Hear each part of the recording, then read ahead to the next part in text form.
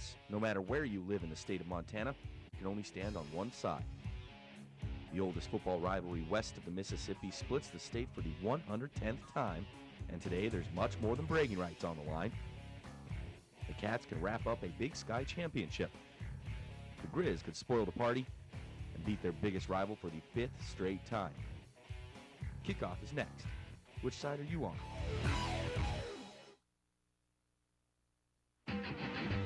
Welcome to the D.A. Davidson Big Sky Classic, presented by MTN Sports. Missoula is at their miserable. I'm Derek Berkeley, joined by Mike Callahan and Grady Bennett. Doesn't matter today, though. It's the 110th meeting of Bobcats and Grizzlies. Should be a lot of fun. And for the Bobcats, Mike, they've got a star freshman quarterback who's really been special this year, Denarius McGee. Yeah, he has been special. He's been amazing in a ton of areas, but really I think what sets him apart is his efficiency. As he comes into the game, he's thrown 20 touchdowns with only 5 interceptions. 3 of those came in the second week of the season at Washington State. So he has done a great job of taking care of the football, and he'll be challenged in that area today.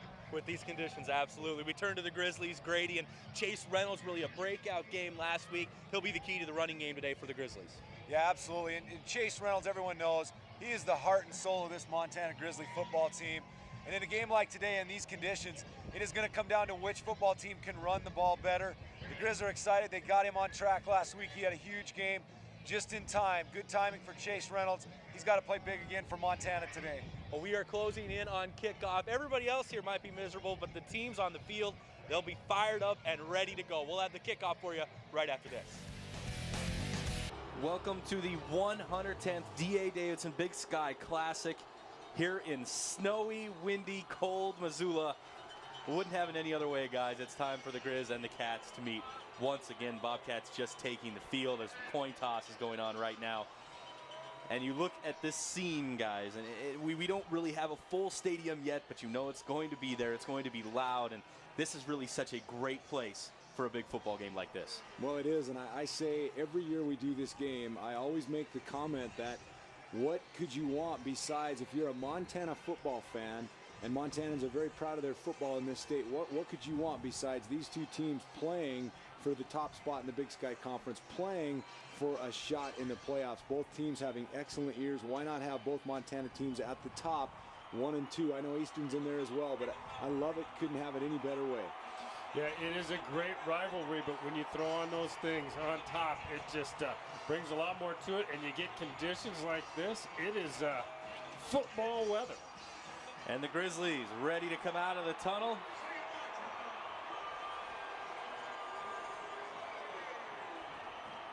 As they let their cheerleaders run out ahead of them, actually. A little fake there from the Grizzlies right off the bat, a little audible. The Cats are already out on the field, and here they come in black and copper. And everybody holding an American flag. We knew there was going to be something that the Grizzlies were going to throw into this, and there's the twist. Didn't know exactly what it would be. Yeah, the surprise, I guess, is going to be in the future that there won't be a surprise. We've seen this the last 2 times that this game has taken place in Missoula. 2 years ago, they came back with their throwbacks, and I don't know, I'm a little biased, Grady, but those looks like orange to me. They look like we're a little late for the Halloween weekend. I tell you what, yeah, I'm really thinking Oregon State, even the Flathead Braves up where I'm from. It's kind of got those colors to it, but like you said, Mike, everybody knew something was going to go on, and you can tell by the way the pregame festivities were kind of shaping up. But I think one of the keys early on in this game is just the coin toss. Which team won the toss, which team deferred, which team's going to receive, and which goal is going to be chosen. Those things in the first quarter with weather like this always end up being big. Yeah, we talked about the decision-making that would go into that, and it did look like the Grizzlies won the toss, I believe, and elected to defer it, so it'll be the Cats. They chose to receive, and they will be going into what is a very, very strong wind down there on the field today. Very much blowing here from Hellgate Canyon, which is just behind the east side of the bleachers here, but kind of a wind blowing across the field and towards the south end zone. But it is swirling quite a bit on this field. It's an enclosed field and makes things interesting. You don't really know what's going to happen. And we noticed some of the punters and kickers before the game struggling with this. That might be a big key to this game, and field position will be tough to swing with long kicks today as the Cats get out here ready And we are ready. 110 meetings of these two teams, an amazing number here in 2010. And really two fantastic teams in the Big Sky Conference this year. The Grizzlies come in 7-3. They're undefeated in this building this year. The Cats 8-2, a fantastic year. One of those two losses, too, was by 1 point to Washington State. Montana State, as everybody's been saying, it's been their best season since one that you're very fond of, Mike, 1984, when the Cats won the national championship. Yeah, they have, really so much excitement with the offense this year. Has really brought a lot of attention, but they have picked it up. The defense a little banged up in the middle of the season, but I think they're healthier today, and I look to see a better effort out of them as they take on the Montana Grizzlies. And we are set for kickoff. Brody McKnight kicking downwind. This one will be fielded at the 8-yard line. A decent seam up the middle and still going. All the way out across the 40-yard line. Everett Gilbert, but there is a penalty marker down. I think that one is going to be a late hit over there. Took place on the Grizzly sideline after a good start for that MSU group. Getting into the wind, those yards are going to be tough to pick up. So if you can get them on that opening return, it really is going to help out that offensive unit. Personal foul. Kicking team number 83. 15 yards out of the end of the run. First down. That's the kicker, Brody McKnight, called for the personal foul. Rough start for Montana. The Montana State Bobcats will start in Grizzly territory. Here are your offensive starters for Montana State, brought to you by Allegiance Benefit Plan Management, your benefits at work. Really, it's Denarius McGee's been the big key, but they've got so many weapons. Lorenzo Davis had a great year in the backfield. They've got four fantastic receivers. And the offensive line led by Mike Person, the All-American left tackle out of Glendive, Montana. Here's the first play for Denarius McGee. Hands off to Davis. Trying to get to the left side, and Lorenzo Davis down to the 35. Tackle made by Brandon Dodson there, but a gain of 5. Here are your defensive starters for the Montana Grizzlies, brought to you by Allegiance Benefit Plan Management, your benefits at work. Montana's defensive line has been so solid all year, led by the captain Tyler Hobbs up front. And then the linebacker core, 3 underclassmen, Caleb McSurdy leads this team in tackles. And in the secondary, one of the best secondaries in the whole Big Sky Conference. Jimmy Wilson getting an official start at free safety. He's been big. But one of those secondary guys hurt on that play for the Grizzlies. I believe this is Brandon Dodson still down. Yeah, you said it, that they are. A little bit different look for MSU as they start this first drive. They've got the 2-back. They bring in the tight end. Beggar is now at a fullback position. We haven't seen that this season except in real short yardage. 2 wide receivers to McGee's right. Now they will change the play. Get a signal from the sideline. Something Coach Rob Ash of the Bobcats talked about all week, pumping in that fake noise because it is so loud in here when the Bobcats have the ball at Washington Grizzly Stadium. They run a stretch play to Davis, who's got some room on the right side, and a Bobcat first down inside the 30. And just what Montana State wants to do. We mentioned many times on this day, both teams are going to establish the run. It's going to be the key in this weather. And man, if you're Montana State and Coach Ash, you couldn't ask for a better start. A big kickoff return into the wind, add on 15 yards with the penalty, and now 2 straight runs and a first down, and they're knocking on the door. Bobcats fake a snap there. They've got 2 tight ends and the fullback in. A very heavy set right here on 1st and 10.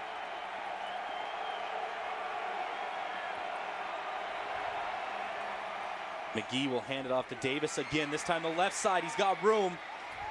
Hit by Jimmy Wilson, but a gain of 5 yards. When you talked about Kyle Beggar, the tight end, being inserted into the backfield, they're going with a 2 tight end set, and man, what a lead block did he throw. Excellent job. Watch Kyle Beggar, number 81. He comes up, he'll take on the outside linebacker, Jordan Tripp, and just bury him. Good blocking thus far by the front 7 of Montana State. Well, they have been an impressive group all year long. Grady's done some mixing and matching with their injuries, but they have been really, with the exception of the one game at NAU, have been able to run the ball pretty effectively in every contest. 2nd down and 5, and another running play here as Davis will take it, trying to bounce it to the outside, and he gets to the corner, and a first down to the 17-yard line. Well, that's excellent for Montana State, because that's tough to do against the Montana Grizzlies. You can see they're trying to run right at them. This play, a little bit off tackle play, but it's right at. But watch, he's going to just bounce it to the outside. Davis has the speed to get outside the Montana Grizzly defense, which again does not happen very often. Davis out of Littleton, Colorado, the junior college transfer, approaching 1,000 yards on his first season with Montana State. And a 1st and 10 for MSU on their first drive, all the way down to the Grizzlies' 16-yard line. Play fake. This time McGee will keep it. Throws. He's got a man, and it's a touchdown, Bobcats. And just like that, MSU is in the end zone. It's Tanner Bleskin making the touchdown. Bleskin, this has been a play that's so effective for them this season. Grady, they run that ball fake to this side, and they just drag that tight end underneath. You can see they run the ball fake to freeze the backwards a little bit, and then McGee just gets on here on the corner, very patiently waits for Bleskin to break free, and it's MSU that strikes first. One such great play calling too. You run it right at them 4 straight times defensively. You're back on your heels a little bit, trying to figure out how to stop this run game. All of a sudden you use play action, roll out your quarterback, who's a great athlete, tough to stop. Jason Cunningham's extra point. You can see how much the wind took that one, but it's still good. And the Bobcats strike first, 7-0. Tanner Bleskin's 3rd touchdown of the year. Now the Grizzlies will get their chance by a touchdown already. And what you have to look for here potentially now, kicking into this wind, you know it's going to be a short kick probably anyways. You know it's going to hold up in the air, so maybe a little strategy even by Coach Ash and the Bobcats to pooch it up in the air, make it tough to field, get it up there, and force somebody who's not used to catching it to do something they're not used to. Peter Wynn and Trumaine Johnson, or excuse me, that's Javen Sembrano, are deep for the Grizzlies. This is a deep kick. It'll be fielded by Peter Wynn at his own 12-yard line. Wynn hits the holes, got a seam, and he's out to the 40-yard line. Tackle made there by Montana State's Tanner Ripley. Well, a couple of big special team start for both these groups. As you take another look at the touchdown, the ball fake away, and Bleskin just gets out there and the flat comes free. Well executed by Montana State. That's a look at that MontanaGrizzlies.com scoring drive. For the most current and complete news and statistics for all Grizzly athletics, log on to MontanaGrizzlies.com. Bleskin's really the 4th receiver on this Bobcats team, but they've really spread it evenly with all 4. And now the Grizzlies will take over. Justin Roper, the senior quarterback, in a shotgun, and he'll give it to the senior running back, Chase Reynolds, on the left side, and a lot of room for Reynolds. Reynolds breaks it into the secondary, inside the 30, and he's going to take it all the way to the touchdown. Chase Reynolds, 59 yards on the first play from scrimmage for Montana. Unbelievable. We talked the entire pregame for 2 hours, standing on the roof in the freezing wind and the snow, that this might come down to 2-0 or something crazy like that. And already both teams come out hot offensively. Montana ran this play so well last week against North Dakota. The outside zone, the stretch play, they had great success with it. Sure enough, they start with it, and Chase Reynolds, 59 yards to the house. And it's now 7-6, Brody McKnight. Extra points are not a given on a day like today, and he'll try to tie this game up. High snap. Jeff Larson did a great job to get that one down, and the extra point is good. And those are things to look for, Derek, on a day like today's. Little plays like that on special teams. A bad snap. Nice job by Jeff Larson. We're tied up 3. Pretty sure Brody McKnight is going to want to get a little bit more depth on it this time and not let Montana State have the great field position that they did in their first drive. Everett Gilbert had fantastic kick return the first time. He will field this one, a much deeper kick. He'll field it at the 1-yard line. Gilbert this time tries the middle, now trying to break it to the left, and he's going to be tripped up at the 16-yard line, and the Cats will start deep in their own territory for their second drive. Well, that's more like it if you're a Montana Grizzly fan. You know, with the wind at your back, you want to pin them in this first quarter, make them go long distances against that wind. Unfortunately, the first time unable to do it, but now they're starting on their 16, so a much better start for the Grizzly defense. Well, here's a look at that MontanaGrizzlies.com scoring drive. Really, it was just a scoring play. One play is all it took. Reynolds takes it in. For the most current and complete news and statistics for all Grizzly athletics. Well, we talked about a little bit when I talked about the keys for MSU. That's exactly the play that they needed to avoid. Right. They need to make the Grizzlies drive the football if they're going to have success on the defensive side. And already we've seen the quick strike from Montana. Again, a 2 tight end, 2 back look from MSU. And again, Lorenzo Davis has got some room. Nice tackle by Jordan Tripp to save what would have been a huge gain, but it's still a first down run. Well, I know, Mike, you've called Montana State games all year long on the TV, and boy, what a great job by that offensive front. This is not a big offensive line. In fact, I bet it's probably the smallest offensive line in the Big Sky. I bet if you look at averages, but they are just blowing holes open and controlling the line of scrimmage early in this game. Yeah, and just what you want to do for them, particularly this first quarter, when you know the wind and the weather being such a factor. They did say on the score on the short pass, but I think they're going to want to get things going in the running game. Looks like the Grizzlies jumped off sides. This will be a gain of 5 yards for Davis, but I believe one of the Grizzlies jumped across the line, and it'll be a free 5 yards for MSU. Yeah, you see a lot of that early on as teams get used to sort of everybody with the no huddle has a little bit different look, but MSU actually, when they come up center, they move a lot of those linemen around, and it takes a little bit early for that defensive front to get settled in. I think particularly in a game like this where the emotions are obviously very high.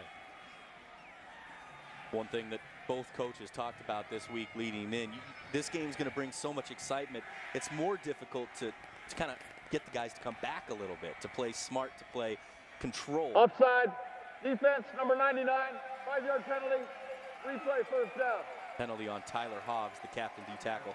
Yeah, very tough to you're control. Exactly right, and we talked about managing your emotions and making sure that you don't try and do too much. Everybody is up.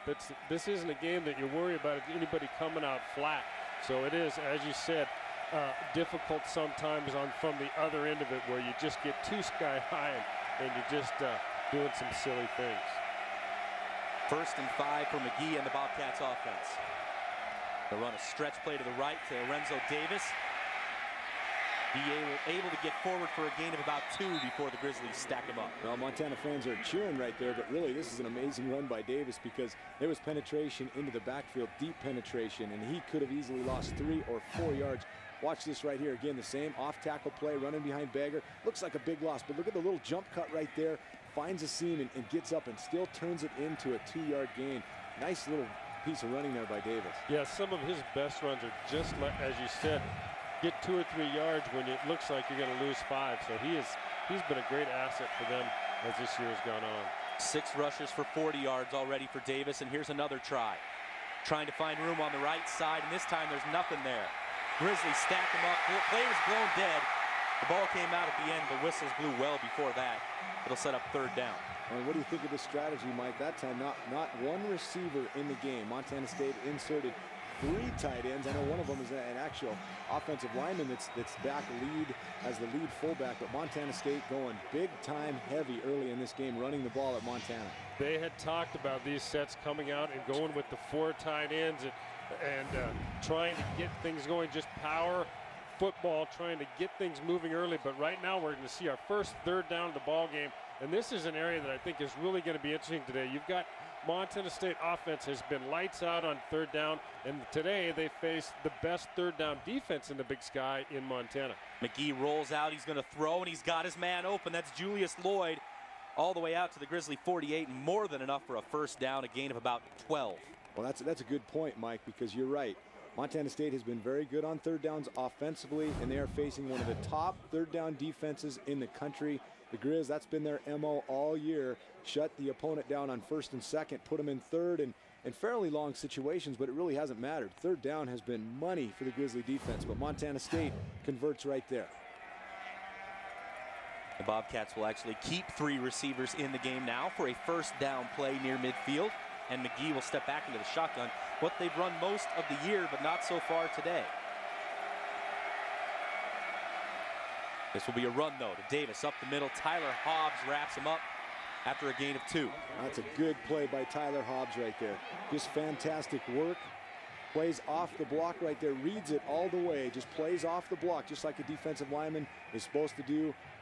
Get separation from the block, play off it. Watch right here, left of your screen. Yeah, right there, plays off the block of the offensive guard. Good quickness, stays low, makes the tackle. Good play. Brings up a 2nd down and 8 as Montana State changes the play right at midfield on the Grizzly Bear here at Washington Grizzly Stadium, which is hard to see through the snow. And another run for Davis. And he's got a hole up the middle. Takes a big hit from Jimmy Wilson at the end, but it's a gain of 10 and a first down. But what a cut by Davis. Again, Mike, you highlighted the cuts that he makes and sometimes turning bad runs into good runs. This is just a great cut. Watch, boom, right there. Sticks the right foot in the ground and just loses 3 Grizzlies immediately at the line of scrimmage. Terrific vision and cutting right there. As now a first down and 10 inside the Grizzlies 40. The Cats marched down and scored on their first drive. Now they've got the ball moving again on their second. 2 tight ends. Still Lorenzo Davis in the backfield. He's already got 9 carries here in the first quarter. Here's another one. Makes the first guy miss and just gets back to the line of scrimmage. Yeah, he was, we talked about the good cut on the first time. That time just nowhere to go against that front for Montana. It looked like Waldhausen was there to make the stop, but really all 4 guys up front for Montana sealed this thing off. You can see as he goes to his right here, gets a little pressure upfield, and then there's just nowhere to go. Good job by the defensive front. We're now halfway into this first quarter. 10 carries for Lorenzo Davis. It's on pace for 80 in the game. I don't think he'll quite get there, but second down and 10. 3 wide receivers and a shotgun now for the Cats. Grizzlies will bring some pressure up the middle. Davis's throw caught at about the 32. That's 3 yards shy of a first down. Julius Lloyd on another catch. Well, Mike, you talked about Denarius McGee and just he's impressive in so many ways. He's been so efficient. When you look at a freshman like this and the way he's managing this no-huddle offense, and he is definitely way more mature than his age. I mean, he handles it very well, making calls, making checks. Boy, just looks very, very poised and composed out there. Yeah, you said it. I think the key is the poise. He has just been poised like that really since the first game. Had a little bit at the end where he got some pressure, got confused and coughed the ball up a little bit at Washington State, but really since that time, he has settled in and done an excellent job. That last catch was actually by Tanner Bleskin. Here's the bigger back, C.J. Palmer, and he's got a gain of 4 and enough for a first down. Well, we talked about the third down battle so far on both third down plays. Montana State has been able to convert today, and I think that's going to be huge for them if they can keep the ball away. You saw just how long it took the Grizzlies to get that thing in the end zone, so they want to use these long drives and chew up clock if they can and keep that Grizzly offense on the sideline. Well, I think the Grizzly defense is a little bit shocked right now. Besides, Weber State obviously ran the ball at them pretty well and was pretty effective, but they have not been on the field very long due to their own doing. The offense has been sometimes 3 and outs and put them out there, but for the most part, they've been able to get off the field. Right now, Montana State is keeping them on the field. That's a completion over the middle to Elvis Ackler on first down, and he takes a shot from the Grizzlies' strong safety, Eric Stoll.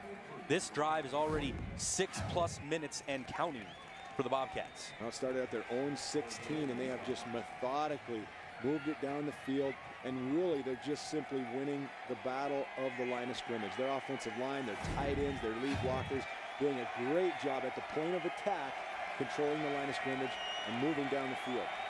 That was a gain of 7, brings up second down and 3 right on the 20-yard line. Handoff to C.J. Palmer, trying to bounce it to the outside, and there's Caleb McSurdy, the Grizzlies' leading tackler, and a late penalty marker from deep in the secondary. I think that is going to be a hold out there on the offensive side of the football for Montana State. Tremaine Johnson was pleading significantly with the official, and they're having to put his jersey back over the pad, so I think he may have had a good argument on this one. Tremaine Johnson, the Buck Buchanan Award candidate, cornerback for the Grizzlies. Offense number 1, 10-yard penalty, replay, second down. That is indeed the penalty on Elvis Ackler, the wide receiver. Well, and so far, Elvis and Tremaine have really been chipping at each other in Yes, each other's they face have. on several plays, really getting after it. Again, that's what this rivalry is all about. But You can see it, and that one, hurts them because the ball is down behind you. They didn't benefit from the hold. They're just sort of a silly thing, and I think kind of a result of what you pointed out, Grady, that those two have been going at it today already. A good example of how this rivalry can get installed into you. Tremaine Johnson's from California, Ackler's from Oregon, but they're feeling Cat-Griz right now. McGee is going to throw. Looking on the deep out, and he's got Lloyd open down to the 11-yard line. A big gain for first down. Oh, McGee is just so impressive. I mean, everything about him. Sits in the pocket right here. They've used play action now twice very effectively, but he's so calm in the pocket for a freshman, especially in these conditions, in this hostile environment. Watch here, comes off the play action, sets his feet, just so calm back there, zips it out. Nice ball, right on target. McGee 5 for 5 already in this game. 62 yards for the freshman out of Texas. I think this is probably safe to say maybe his first game in the snow. He's doing well so far. First and goal. Play action. McGee's going to go over the middle to Akblund, just out of his reach. Bobby Alt put a hit on McGee at the end of the play. Well, I think that's the only reason it was a little bit high, because McGee, as you said, started out on fire, 5 for 5, but Bobby Alt finally got a little pressure on him, delivered a shot, and forced the high. See here, right at the end, there comes the shot. Actually, two guys were in there, Ryan Featherston as well, both defensive ends meeting at the quarterback, and force a little bit of a high throw for his first incompletion today. Bobcats now with second and goal. They're going more to the spread look. That's Everett Gilbert running in motion. McGee will roll to his left, shovel pass up the middle to C.J. Palmer, who's in for another Bobcat touchdown. Well-designed play for MSU. Yeah, they got a little creative, as Grady pointed out in the last play. The Grizzlies had finally gotten some pressure upfield, and that's, you know, the play calling here is good because they do bring the pressure, come upside. He goes out and just, boy, that was a good job by Palmer to reach back and get that ball. Looked like it might have even almost been tipped on that play, and the Cats get themselves into the end zone, and 4 minutes to go in the first quarter. Here comes the kicker, Jason Cunningham, once again. Well, PATs have been an adventure for MSU this year, and with these conditions even more so, but they're able to convert that one. Cunningham drilled that one right up the middle, and the Bobcats take a 7-point lead. Yeah, they have been a bit, Davis getting more of the carries the last few games, but early in the season, you saw just that. Those two really ham and egging it and sharing the load and being very effective. Peter Wynn fielded the short kickoff and gets it out to the 42-yard line. That's where the Grizzlies will start for their second offensive play of the day. Well, here's a look at the MontanaGrizzlies.com scoring drive. What a drive from the Bobcats.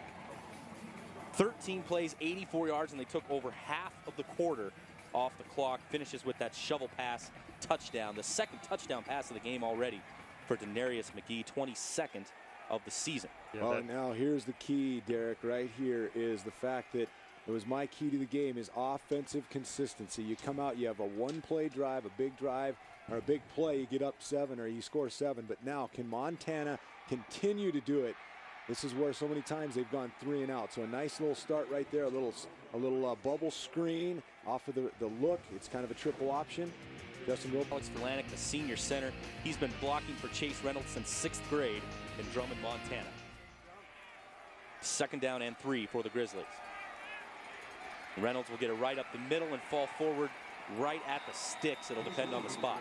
It'll be very close. That was the 48. Dustin O'Connell made the tackle for MSU coming from the defensive end spot. As you go through the starters, he's making his first start after being injured early on against Eastern Washington. Well, here are the defensive starters brought to you by Allegiance Benefit Plan Management. Your benefits at work.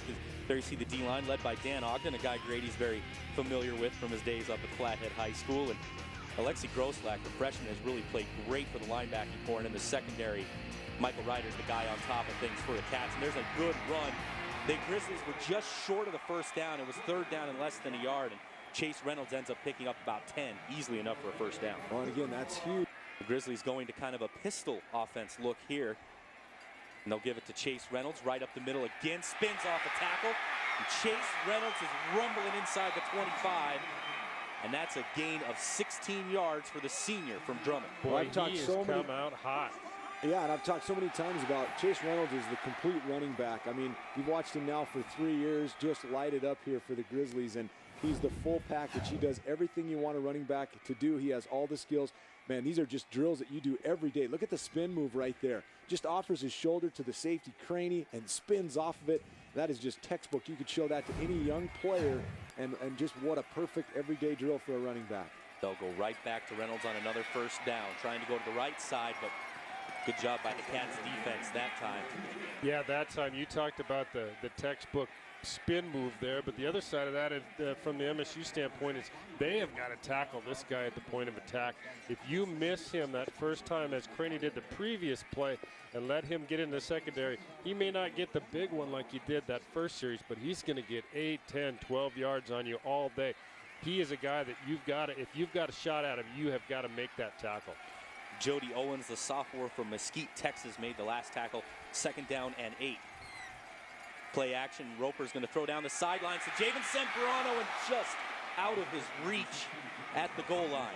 Boy, MSU. Briggs on coverage down here on the bottom of the right side of our screen. Gets by the corner. He's in front of the safety. Has no chance of getting over. And boy, fortunate for Montana State that wasn't 6 points. And it sets up 3rd down and 8 for Montana. They have to get to the 13-yard line for another first down. Roper with 4 wides. He's going to give a draw to Chase Reynolds. Lots of room up the middle. Reynolds down to the 10 and a first down. The Grizzlies go draw on 3rd and 8, and it works. Well, and I'm not sure if it was a changed call by Roper. If it was, great job. Montana State this time comes with 2 wide defensive tackles. Both defensive tackles are in 3 techniques, which means they are outside of the guards.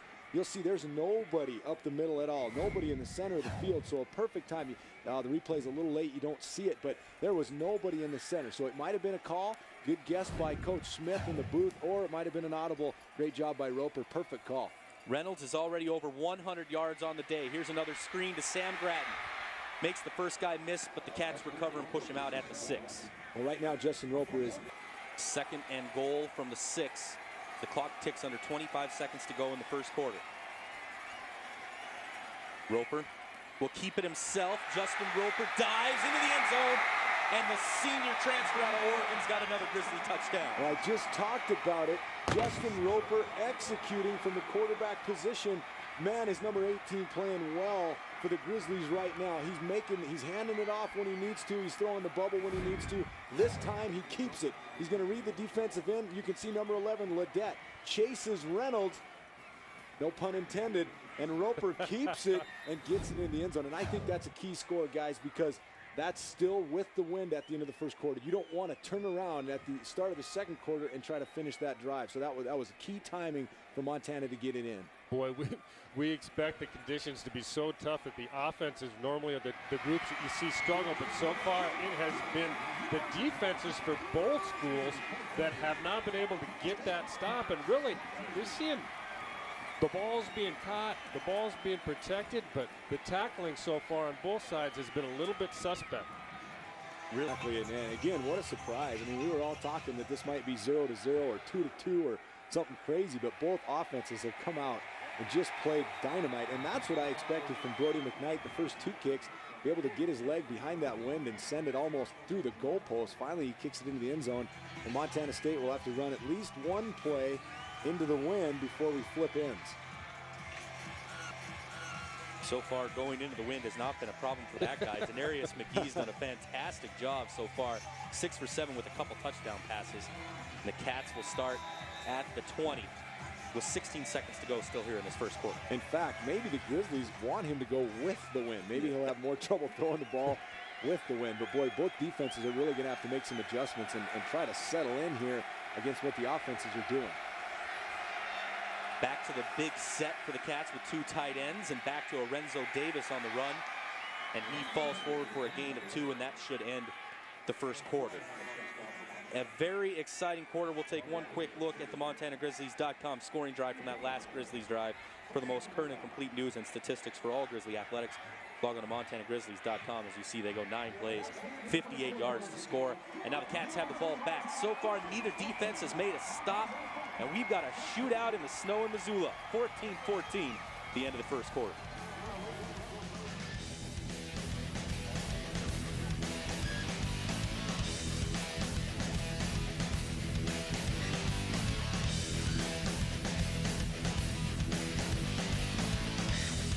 Coach Robin Pflugrad, he's been an assistant in this game for 10 years. This is his first time as a head coach.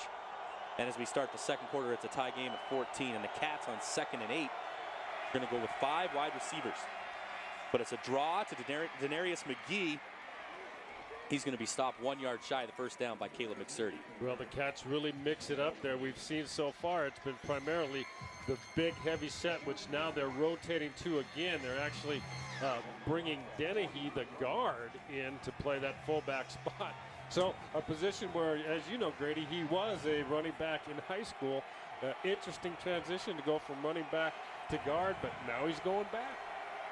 Casey Dennehy, a great athlete in Butte. I got to coach him in the Shrine game after his senior year, as well as the Montana-North Dakota All-Star game. And here goes Davis again, just bouncing out. You said it about both running backs. Boy, have to wrap them up at the line of the scrimmage at the first point of attack, because if they get loose in the secondary, yeah, just so tough to get down. Well, yeah, you can see, boy, he starts off to go to the left. He wants to get behind that fullback, but he runs right in the back of Terry in that time, and does a nice job of breaking it around the end and picking up just enough yards to get that first down.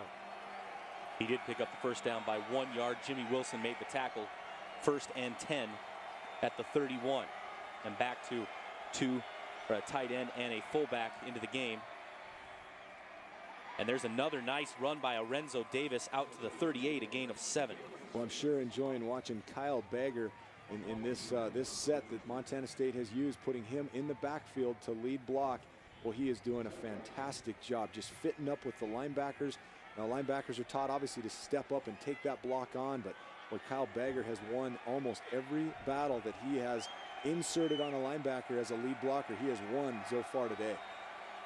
Carroll College playing their first-round playoff game right now in the NAI. Just a score to report. They're tied with Azusa Pacific 7-7 at the end of the first quarter. We've got twice that many points here as we're in the second. And a shotgun for McGee and a draw for Davis.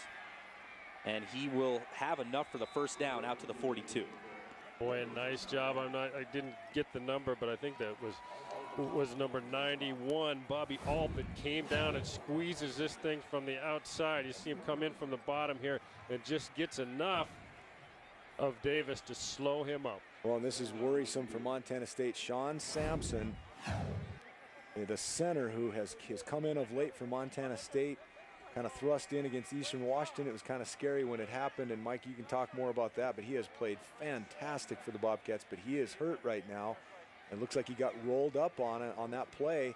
Happens every once in a while to offensive linemen in a pile like that, and he's struggling out there right now, and that could spell well, it's been a real interesting flow for that offensive line for Montana State this year. They lost both guards.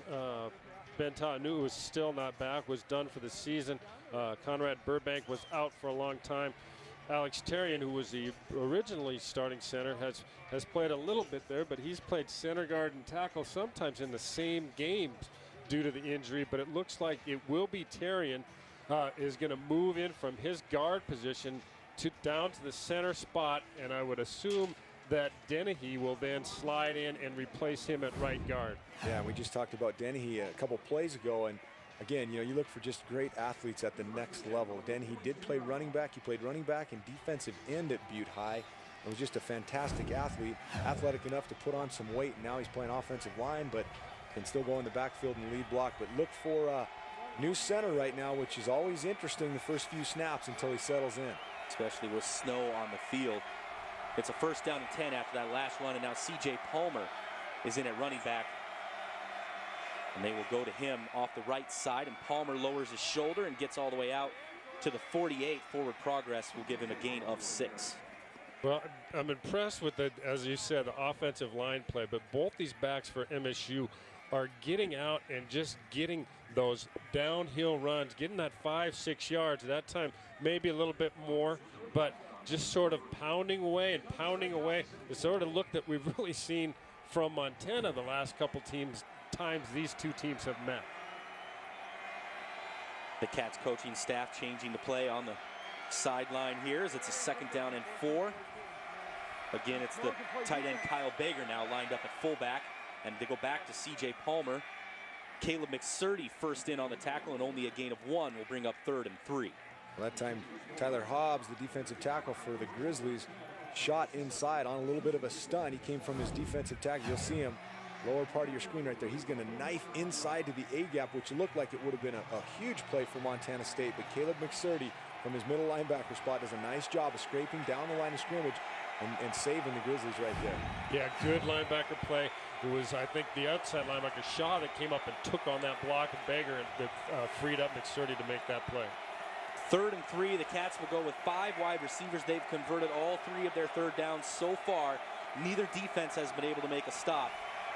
And Denarius McGee doesn't like what he sees and will spend the first time out of the second half for the Cats. Or the first half, excuse me. Media timeout. You're staying out of the weather at least. That's probably a good decision today. Here's a 3rd down and 3. McGee's going to throw. Looking over the middle, and it's caught by Elvis Akpla. Went up to get it with Eric Stoll right on him, a gain of 9 and a first down. Boy, this is just a nice catch to go up and climb the ladder here. Play starts a little shaky. You talked about that center exchange. That was the first time that we've seen the new center, Tarian, had to snap that little short shotgun set, and that ball was a little bit low, but a good job by McGee getting it in and getting that pass, and of course the great catch by Akpla to finish it off and pick up the first down. Akpla, the junior out of Portland. Now McGee drops this snap, gets it back up, and Everett Gilbert can't handle it on the short crossing route, incomplete. You know, I want you to watch something, though, here, fans. This is a great example of McGee's poise, his calm demeanor in the pocket. Watch how he reacts to this fumbled snap. He's just so calm, like goes down, doesn't panic. Really no sense of urgency, where sometimes you'd almost worry about that in a sense, but I think it's just his nature and what is making him have such an incredible year as a freshman. It's only his 2nd incompletion of the day. 7 for 9 to start his first Big Sky Classic rivalry game. Now 2nd down and 10, back to an I formation for the Cats, and a handoff to Lorenzo Davis, who will get stood up by the Grizzlies after a gain of about 3 or 4. Boy, nice defense there. We've talked about both these backs for both teams have been able to make people miss early on and right at the line of scrimmage and break things upfield, but nothing there this time. Look at that. The backers out there just waiting, and boy, they close on. It's a good wrap, good gang tackling by the Montana defense. Well, you've mentioned Alex Shaw's name twice now. That was a great play by him on the outside, really coming up and fitting well. Just a really good tackle, as you said, Mike. The 2nd-year starting linebacker out of Spokane makes that play. 3rd and 7. The Cats have converted every 3rd down so far, but this is by far their longest one they've had to deal with. 3rd down and 7, and Denarius McGee wants another timeout. Team has been stopped yet on offense. The Grizzlies dancing around, trying to make it confusing where they're coming from, and they'll rush 5. Quick out here to Lorenzo Davis. Makes a cut, makes a man miss, and he's into the open field. More than enough for a first down, and finally run out at the 20. A gain of 18 on 3rd down and 9. Perfect call right there by Montana State. And, well, number one, you got Montana dancing around, trying to confuse the offensive front, not lining up and giving them a look. You see Sean Sampson's back in at center as well. But look at Davis, a bubble screen to the right. He's going to take it all the way back across the field. It ends up like it almost was a bubble screen to the left if you just watch the play at the end. You see Alex Shaw there slipping a little bit on the snowy surface. And that get free. And now a 1st and 10 in the red zone for the Bobcats. Hand off to Davis, trying the right side. Wilson came up. Dotson hit him, but he's still loose. Lorenzo Davis has got a seam, a blocker, and a touchdown. What a run from Lorenzo Davis. Wow, Davis that's just fantastic. That was all him. The defense for Montana had him stopped. I think it was Jimmy Wilson who had the big hit at him. He bounces off. Just take another look at it. You can see he gets out here, really nothing there. He's trying to spread this thing, get it to the sideline. Wilson comes up and misses and takes another hit by Dotson, and then boom, it's just a nice cut in here, and he's off to the races. Yeah, just phenomenal run and poor tackling. I was just ready to comment, Mike, that Montana's defensive line for the first time got great penetration and allowed their backers in secondary to come up. Looked like it was going to be a loss, but Lorenzo Davis does the rest on his own. Fantastic play out of both running backs today in this game. Jason Cunningham puts in the extra point, and now the Cats lead 21-14. They're making him get that ball out early. The kickoff, a very high, short kick. It's going to bounce. Peter Wynn will field it at the 10. and he will run up to the 28-yard line before the Bobcats make the stop. Boy. Tackle made there. Now Moakaoli, which I probably shouldn't have even tried to say his name there. I apologize for that. But here's a look at the MontanaGrizzlies.com scoring drive. 12 plays, 80 yards. Lorenzo Davis finishing it off with a highlight reel-worthy run. For the most current and complete news and statistics for all Grizzly athletics, log on to MontanaGrizzlies.com. And again, you saw Hobbs and Bieneman both had great penetration, which allowed the safety to come up. Jimmy Wilson, and looked like it was going to be a 3 or 4 yard loss, but man, Davis with a phenomenal run. And now Montana's offense, for the first time, has to go into the wind. We'll see what they can do going the other way. And Chase Reynolds takes the first handoff, and Reynolds is running well today. That's a gain of 8. And we've got our reporter. Yeah, you know, executive vice, and I imagine this came from some kind of fund. How did you guys pay for these uniforms? We paid for them out of royalties, so all the Grizz gear that people buy, we get a little percentage of that, so we paid for it with that.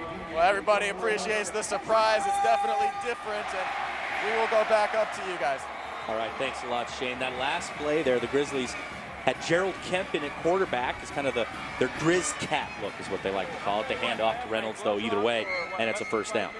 Well, I think you mentioned that the Montana offense has got to go into the wind. I think right now that's the only thing slowing Chase Reynolds down, because he has just been making first down after first down and getting a lot of room up front.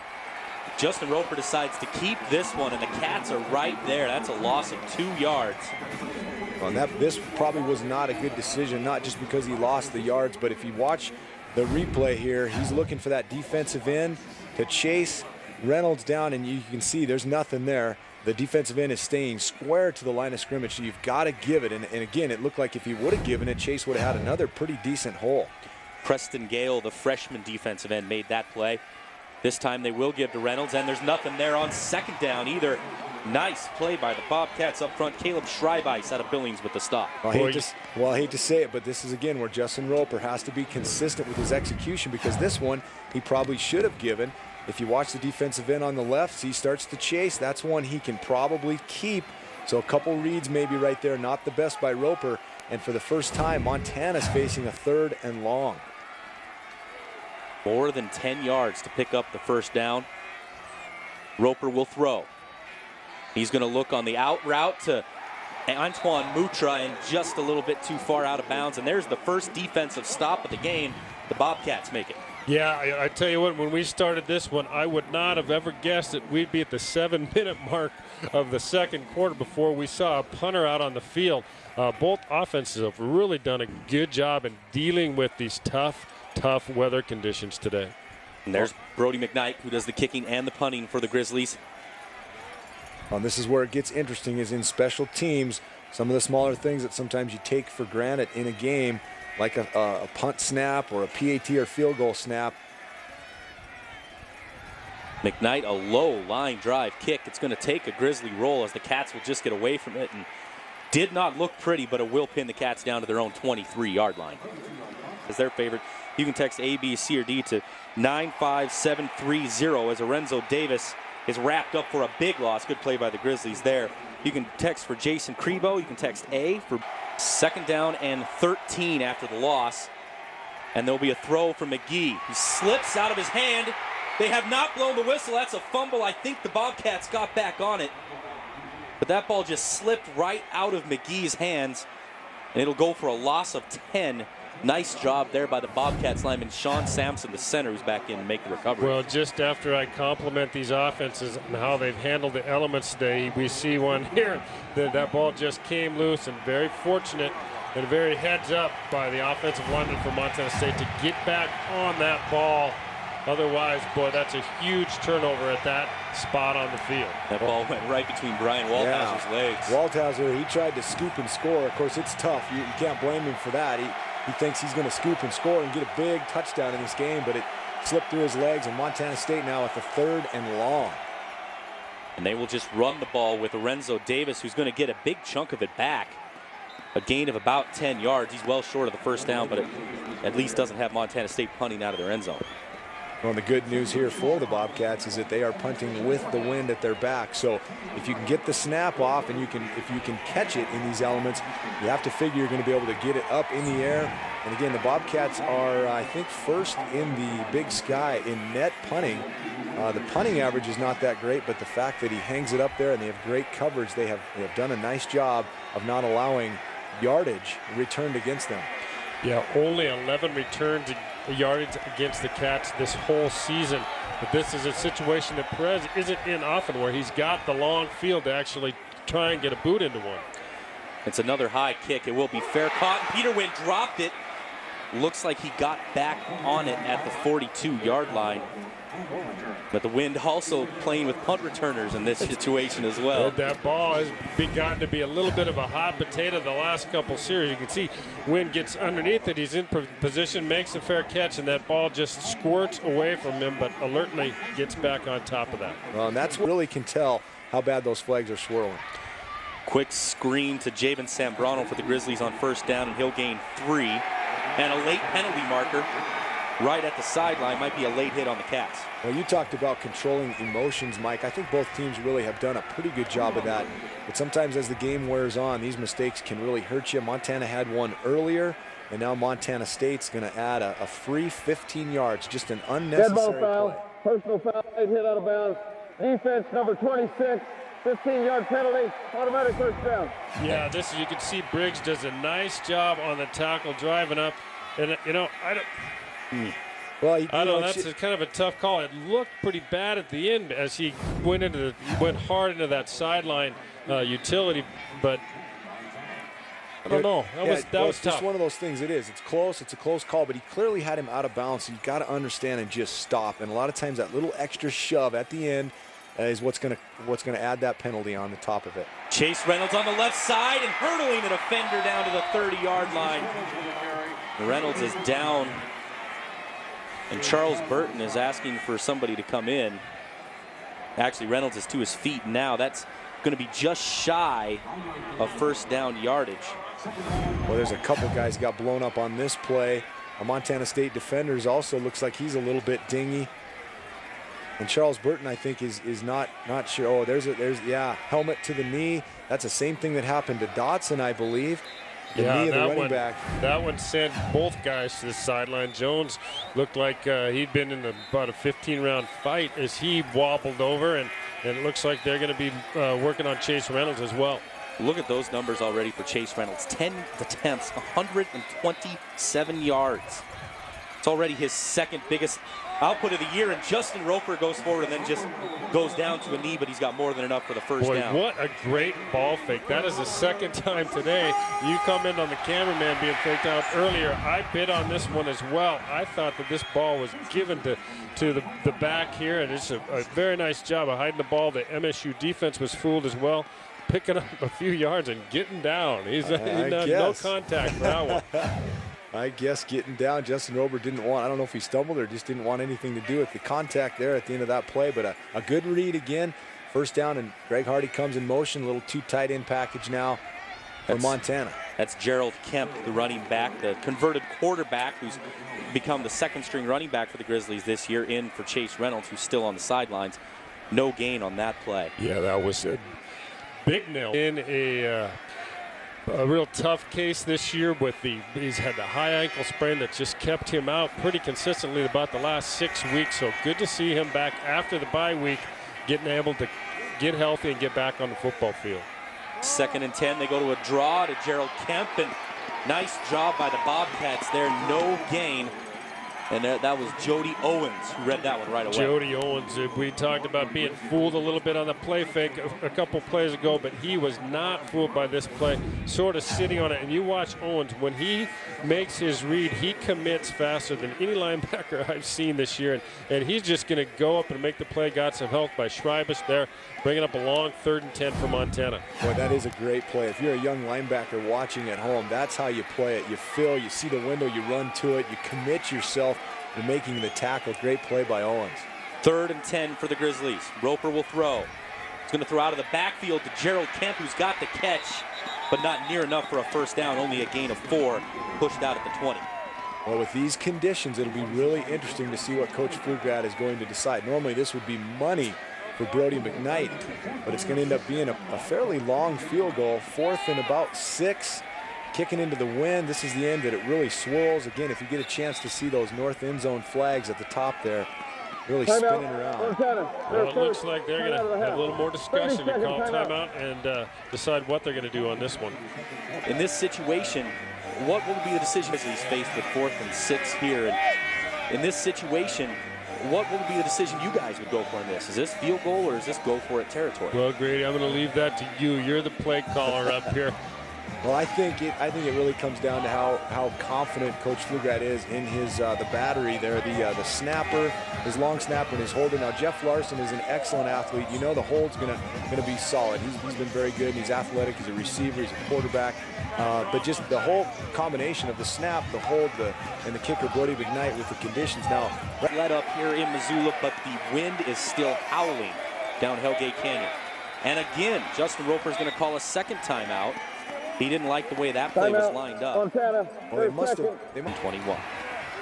So here comes the offense on the field. 4th down and 6. Grizzlies trailing by 7 late in the first half. And still Gerald Kemp at running back. They'll fake to him. Roper going to throw. Now in trouble and just throws it away incomplete. Good pressure right there by the Cats. Preston Gale makes the play. Defensive end, Preston Gale. As you said, the freshman coming in making a big play on 4th down for Montana State to keep this drive from turning into points for Montana. You can see there's a little pressure in the middle early, and then Gale just fights through that block and makes him get rid of that ball, not a receiver in the area. Well, and you definitely don't want to take a sack right there if you're Justin Roper because it's 4th down, but it is 4th down. So just by throwing it away, yeah, you're saving a few yards right there, but you're not giving your team a chance. That's one where you've got to try to give it, at least give one of your guys a chance, even if it's intercepted down close to the goal line. You know, big deal. They're pinned back deep, but by just throwing it away, you have no chance at all for anything good to happen on that play. How about now, Grady? If you're MSU, they've kept it pretty safe this whole first half. High percentage stuff with a minute, a little over a minute and 10 seconds left. Do you take some shots down the field? You know, I don't think so. I think the way they've played, they've moved the ball so well, except for one drive with a minute to go. I think you're satisfied to kind of go in with a 7-point lead the way things have gone. I think you keep running the ball right here and go in feeling very good about yourselves. C.J. Palmer gained 3 yards on the last play, so here's 2nd down and 7, and it's Palmer again. And the junior's got a 1st down out across the 30-yard line. That'll stop the clock with 47 seconds to go. Well, and a lot of times you run the ball a couple times, and if you get a little breathing room and can get a 1st down, then you may open up the offense a little bit, and that's what Coach Ash might do right here. Maybe take a shot and just see what you can do after you've moved it up with 1 1st down past the 30. The Cats will still let the clock keep running here. They have 1 timeout remaining, but we're now under 30 seconds to go in this first half. McGee taking his time, and now we'll turn around and just give it to Palmer. Ducks his head up the middle and gains about 4 yards, and now the Cats can let the rest of this half run out, and there's a little fighting going on behind the play, and a penalty marker will actually stop the clock with 11 seconds to go. That was Brandon Dodson and Julius Lloyd getting into it. We don't just want to get into this halftime. We can't let this thing in quite yet. Now, I tell you, we have seen a lot of that type of action with the Montana State receivers and the DBs from Montana. Really on the outside, what seems a lot of time away from the play, the run inside, but they are not getting along out there. No, they're not, and I'm not sure what they're deciding here, but Trumaine Johnson was very upset.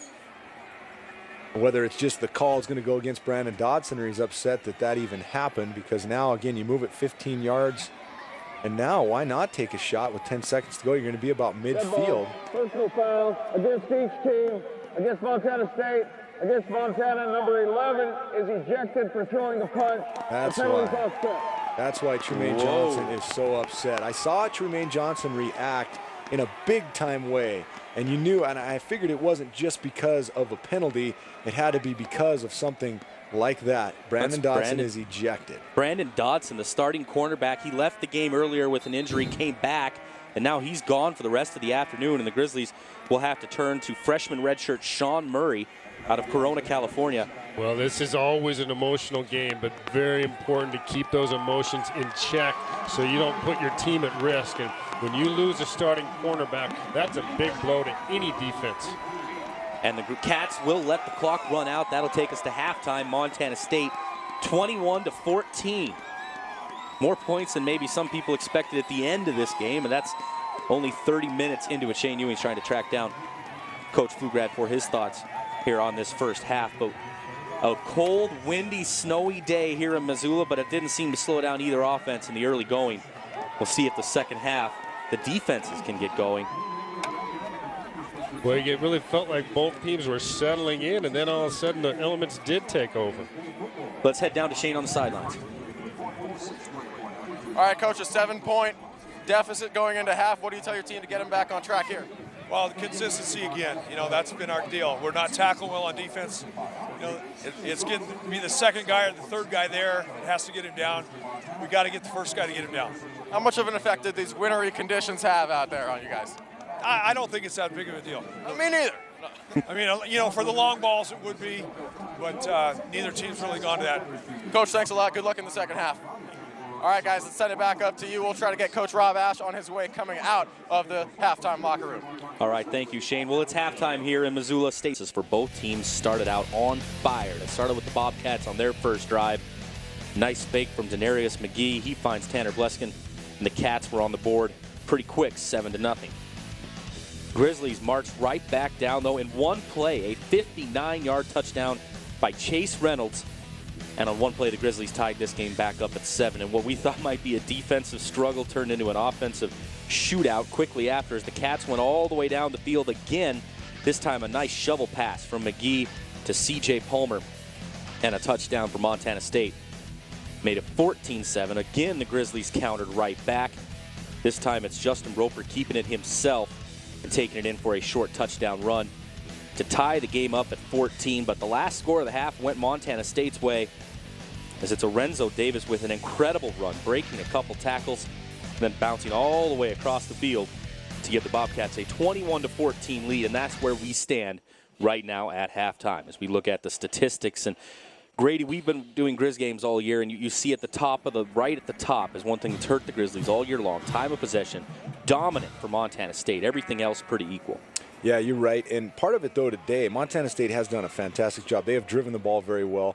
Part of it, you almost can't blame Montana, because the one was the one play, 59-yard drive, which is going to take off a lot of potential minutes. But, Coach Pflugrad said it. My key at the top of the broadcast, and Coach Pflugrad at halftime, consistency, continuing to do the same things well and not finding ways to hurt yourself after executing some plays, then coming back and not executing those same plays.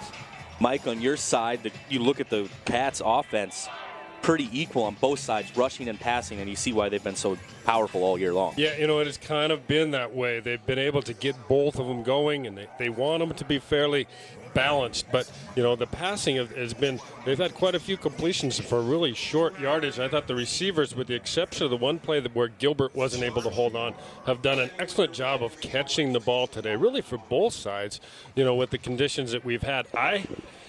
In looking at those numbers, I'm really surprised at all the offense we had in the first half.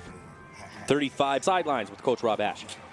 Thank you, Derek. We're here with head coach Rob Ash. Coach Ash, leading up to the game, big thing was combating the crowd noise. Your offense puts up 21 points in the first half. How would you characterize their performance? I thought the offense did a nice job. It's still loud out here, Aslan. That's no change, but we've worked on it a lot. I think the guys are paying close attention, and we did have to call a couple timeouts, but otherwise I thought we handled it pretty well. And what was the message to the guys in the locker room? What needs to happen the next 30 minutes to get this game clinched up and won? Well, we've got to pretend like it's 0-0, act like it's 0-0, start out with the same intensity that we did. I thought we were very sharp at the beginning and not rest on any laurels. I know they're going to come out and play a tremendous second half. We just have to be ready. Thanks for the time, Coach. All right, back to you guys in the booth. Thanks a lot, Aslan. As Rob Ash there has to be very happy with his offense. We only saw 2 punts in that first half, and that was really kind of surprising. One of the big questions we'll see here for the Grizzlies, they'll get the ball to start the second half. Chase Reynolds took that hit on the knee that we saw. He has over 100 yards. He has 126 yards in the first half on only 10 carries. But will we see him in the second half? That's going to be the key to the Grizzlies. Will he be able to come back in? Yeah, there's no question. And Chase might have enjoyed one of his best halves, first halves of his career. We'd have to look up the statistics. I'm not sure if he's ever had a better first half of football. Just played phenomenal. And you're right, Derek, is Chase Reynolds, number 34, going to be in the backfield to start the second half for Montana? If so, things are looking pretty bright to try to tie this thing up and keep this game kind of as a shootout. If not, things change drastically for the Montana Grizzlies. Montana State will kick off into the wind to start this third quarter, although it's kind of tough to say one way is really as much as the other. With the swirling winds, it affects it no matter which way in the field you're going. And it'll be a kickoff here by Jason Cunningham. Is deep to return are Gerald Kemp and Peter Wynn. We're ready to start the second half here in Washington Grizzly Stadium, the D.A. Davidson Big Sky Classic, and it is a grounder taken by Gerald Kemp, and he'll get up to about the 36-yard line. So decent field position for the Grizzlies to start the second half. Number 34 is not in the backfield. It is Gerald Kemp who will stay in at running back on this first play, and Justin Roper keeps it and has a good run up the middle and will be very near a 10-yard gain and a first down. Boy, I am impressed with that play that they've run it.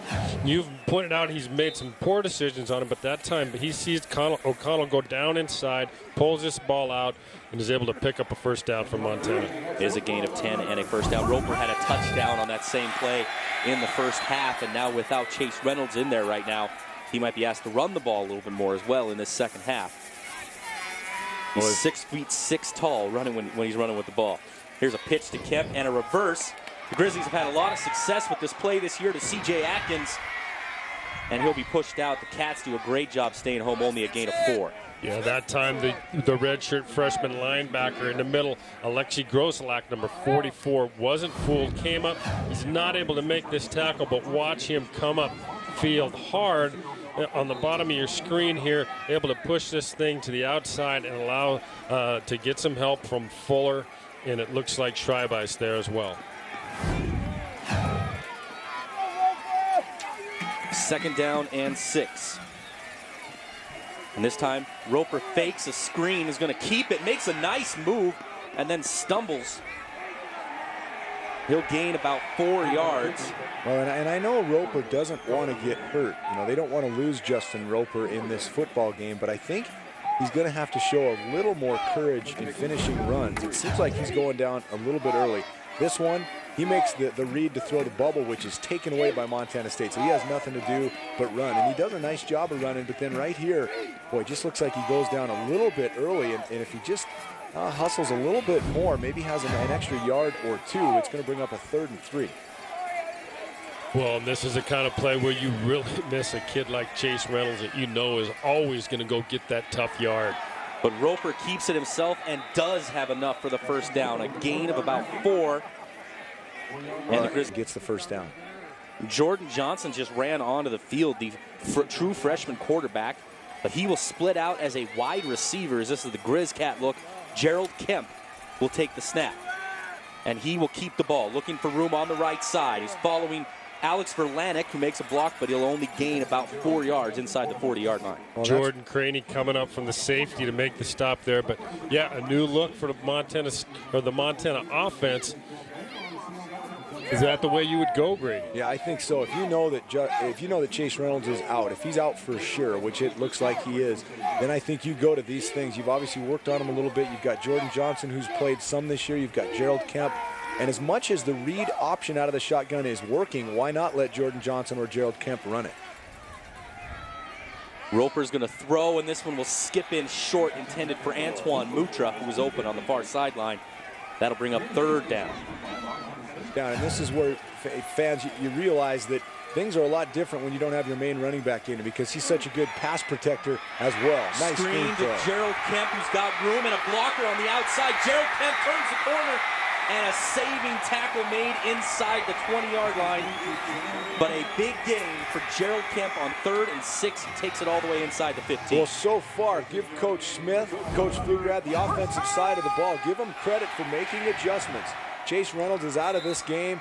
great play calling thus far, mixing it up, going with different personnel, different packages, well executed. And you see what a good changeup Gerald Kemp is, running with the football. Kemp is a very big running back. As I said, he was a converted quarterback. He's 6'2", 215. He takes this one down to the 13, and now he'll get a carry on 1st and 10. Trying the right side, cuts up and is tripped up at the 10-yard line. Nice job there by the Cats. Clay Bignell in on the tackle.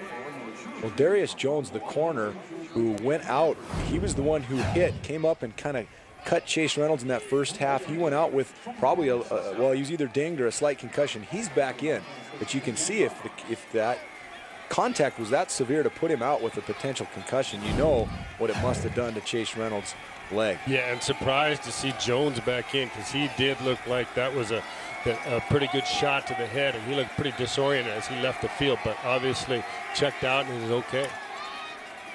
Kemp will get the handoff on 2nd down, breaks a couple tackles. Kemp fumbles the ball, and there's still a scramble for it inside the 5-yard line. Kemp had a gain of about 7, and Montana State recovers on the 2. Wow, that's just very costly for Montana. Kemp makes a great run here, breaks through a tackle by Bignell and gets this thing. Looks like he's going to get this thing into the end zone. Watch him bust through here, makes Bignell miss, and then he's driving for the end zone. The ball comes loose with the hit. Looks like Fuller that knocks it loose, and I think it was actually Craney that got on that ball. Yeah, Craney, you can see right there digging it out. It was between Opperud's legs, and Craney digs it out. Actually, well, it ended up being Craney, but that's what happens at the bottom of piles, that ball. And, man, the guys have done on both sides have done such a good job of ball maintenance in these conditions. Really, you got to give all the players credit. They've caught the ball, for the most part, thrown and completed it and carried it. It's really been a phenomenal job, but for the first time, you see things getting a little slippery. And Kemp, who really, what a great run, as you said, Mike. That was a fantastic run. But at the end, he puts it on the turf, and our first big turnover of the day. Two of these teams at times is State with a chance have driven the ball well all day long. Can they go 97 yards? Turn around and hand off to Lorenzo Davis, who's got a hole, and a great job to get out of the shadow of his own end zone there for Lorenzo Davis. A gain of 10 and a 1st down. Boy, we've seen good blocking on both sides, both offensive groups today. But look at this. You see Terrian comes around. They get a good seal on Jordy with the fullback, Dennehy, and just a nice hole. McSurdy there to bring him down, but not until he's picked up a 1st down and got out of the shadow of his end zone. Lorenzo Davis took a shot on the end of that one.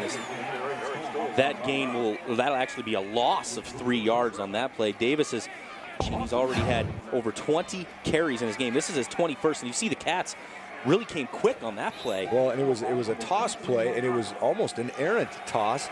And boy, I don't know about going outside Montana right now, Mike. Their success is running right at this Grizzly defense. They have really just ran right at them and right over them all day today. Well, I think in what I've seen the Grizzlies this year, that is their strength. They are tough side to side, laterally along the line of scrimmage, but they do have some problems when you go straight at them. So again, a little bit surprised to see that play call where they're trying to work the outside again. The stretch play to C.J. Palmer gives them 2, but that'll bring up 3rd down and 10. And the Cats are backed up. A fantastic job of lead blocking, and the Montana State, I bet, is averaging probably 6 to 10 yards every time they run that play. 3rd down and 10. McGee in the shotgun. He'll roll to his left. And now he's going to throw, and he's got Julius Lloyd open all the way out to the 31-yard line, and a gain of 16 and a 1st down. That's really the first time that we've seen it today, but it has been a staple for Montana State all year, is getting McGee on the corner, roll him out of the pocket either way, and just he lets it all happen in front of him and then just delivers the football. A perfect strike. They're able to move it up for the 1st down. Should be mentioned there that Sean Murray in coverage. He's in because of Brandon Dodson's ejection at the end of the 1st half. And this will bring up a big 1st and 10 now. So the Cats get out of the shadow of their end zone now all the way out to the 30. McGee's going to throw pressure from the Grizzlies. And he's got Ackler, who dropped it. And they're going to call it incomplete. Never had control. And there's an example right there, the play before actually, of where Murray being a freshman, maybe a lack of experience right there. It was 3rd and long, 3rd and 10. Lloyd had just sat down at about 12 yards, just past the sticks, and Murray gave him so much cushion boy, on 3rd and 10, you got to know where the sticks are as a DB, and you got to come up and not give quite as much room right there. There, Akpo drops the ball. Murray in a little better position. Brings up 2nd and 10. There you see the stats for McGee. 2 touchdowns, 1 on a shovel pass, 119 yards in his first taste of the Big Sky Classic. Well, he has thrown the ball so accurately in this wind. Just fantastic. The ball has not, if you look at the 2 quarterbacks today, every time Roper throws the ball, you can see how the wind affects it. You can see it wobbling a little bit. You can see it just not on course. You cannot tell with McGee. And he has a quick release. It's really compact and obviously a lot of zip on the ball, because if you just look at the football, you cannot tell that it's windy at all. Well, with 3rd and 8 here, we're probably going to see him throw this one as well. If you're Montana State, they've been pretty effective when they get him outside the pocket, and that pressure is coming hard up the middle, so I would think that we might see him roll into this one. That was Everett Gilbert in motion. They're going to set up a screen. C.J. Palmer makes the catch, and Alex Shaw is there to stop him. I think it's going to be 1 yard shy of the 1st down. Well, now you're seeing Montana's coaches go crazy on the sideline, and I'm thinking the same thing. That ball hit the offensive lineman's back first. That should be an illegal touching. I'm sure that's what Montana is asking for on the side. See, it hits the offensive lineman first, caught by Palmer off the deflection, but that should be a penalty, and that's why Montana's coaches on the sideline are going bananas, but they were able to corral him in and hold him short. 4th down coming up. That was Conrad Rory Perez to punt away to Peter Wynn. A rolling punt here from Perez, and that hit a Grizzly. That's a live ball. I think the Grizzlies got back on it. It landed right at the feet of Cody Kirk, but he couldn't reel it in for the Cats. Well, and that's a nice play right there by Houston Stockton to come away with that ball. Yeah, and that's exactly why you do that rollout punt. A lot of things can happen. Grizzlies get the ball back, down by 7. Grizzlies catch a break on the punt to get good field position, and now they might even have a bigger break because Chase Reynolds is back in the game, standing besides Justin Roper. He's already got 126 yards, but on his 10th carry, he did leave the game after taking a hit on his leg. But now he's back in here in the 3rd quarter. And he will get the ball right away and showing no ill effects from that hit. A gain of 13 for Chase Reynolds. Again, I am so privileged to be able to cover so many Chase Reynolds games in his career. And I tell you what, when you talk about the skill set that he brings, watch his leg drive right here. So many running backs, young running backs, when you get hit, first contact will stop their legs. He didn't get to see it there, but he will accelerate and drive his legs better than any running back I've ever seen. And shoot, for the Grizzly fans, another player down. Right tackle Charles Burton is down and holding his right knee. The injuries just continue. Burton did leave the field under his own power, and now it's 2nd down and 5, and the Grizzlies will go right back to Chase Reynolds. Huge hole up the middle. Reynolds makes a move, brought down from behind by Jody Owens, but more than enough for another big 1st down. Boy, and you just start to really want him now to get those records. You know, you cheer for him because of the type of young man he is. And boy, the way the season was going for him with the new offensive line, I wasn't sure that he was going to have a shot, really, the way things started out for him. But, boy, right now he's looking good. Throw down the sidelines broken up as Roper was trying to hit Jabin Sambrano, and a nice coverage out there on the sideline there by Arnold Briggs. Good job on the outside. He's been matched up against Jabin Sambrano all day. Here's Sambrano over the middle, picked off. Roper threw it right to Jordan Craney, the strong safety, who runs it back to the 32. Well, that is a huge play for the Montana State defense. Keep in mind, this defense has 5 interceptions on the entire season. And so to get number 6 at that time is just a big break for the units from Montana State. Other side of the coin, Grady, that just looked like a pass. It was kind of doomed from the start. Well, and here's what happens right here. Justin does read the blitz, but what he doesn't understand is if you're bringing 2 backers up the middle, the reason you're bringing those 2 backers, or to cover for those 2 backers, a safety is going to come down and cover the wide receiver, and that's what Justin doesn't recognize right there. Both backers in the inside blitz for Montana State, and now you see Roper and his coaches getting into it on the sideline a little bit. Jordan Craney out of Pocatello, Idaho, makes the pick, his first of the year. And here's a good run on 1st down for Orenzo Davis, dragging people all the way out to the 38 and a gain of 7. Boy, we're seeing privileged to see 2 good backs here today as we watch him break this. Just that step It's there, and then he gets it out to the outside, gets a little bit of a break, gets by Stoll, and then drives, gets a couple at the end to cap that off and really finish a run for a nice 8-yard play. But, boy, the other end of it looks like Jordy Tripp, who has been fantastic today and really all season for Montana, is down and looks to be shaken up. Quick score, third quarter, Carroll College is tied up with Azusa Pacific at 21. That's a first-round playoff game in the NAIA playoffs as the Carroll College Saints look for another title run this year. This is a 2nd down and 2 now for the Bobcats after Tripp left the field. True freshman John Cannon-Gata replaces him for the Grizzlies. And a stretch play out here to Davis, who's wrapped up, not going to get enough for the first down. I think that's Tyler Hobbs with an outstanding play down the line. Again, coming down the line and making sure he held his position at the line of scrimmage, worked down the line, and bottled it up before Davis could cut up field. Well, this is a big 3rd and short for Montana State. Remember, this is the 2nd time already in the second half that they've benefited from the Montana turnovers, but they haven't gotten anything going on offense yet. They don't want to go and punt the ball back here. They need to pick this thing up. They only need a yard. They're going to throw for it. Denarius McGee now scrambling out to his right, throws over the middle, broken up, incomplete. Eric Stoll put a hit right on the receiver. The Cats were looking for a penalty that was intended for Davis out of the backfield. Oh, and this is real close. It is a bang, bang play. I mean, you watch it on the replay to see how close it really was. First of all, Denarius, good coverage by Montana. He has nobody, so he flushes. This is how athletic he is. You don't normally want to throw the ball back across. Tough to tell right there, but it looks like Eric Stoll timed it up perfectly. Yeah, I think he did. I was up here begging for the flag, but here's we take another look. Well, but the second shot, I don't know, Grady. That is close, but bad snap on the Cats punt. It's loose.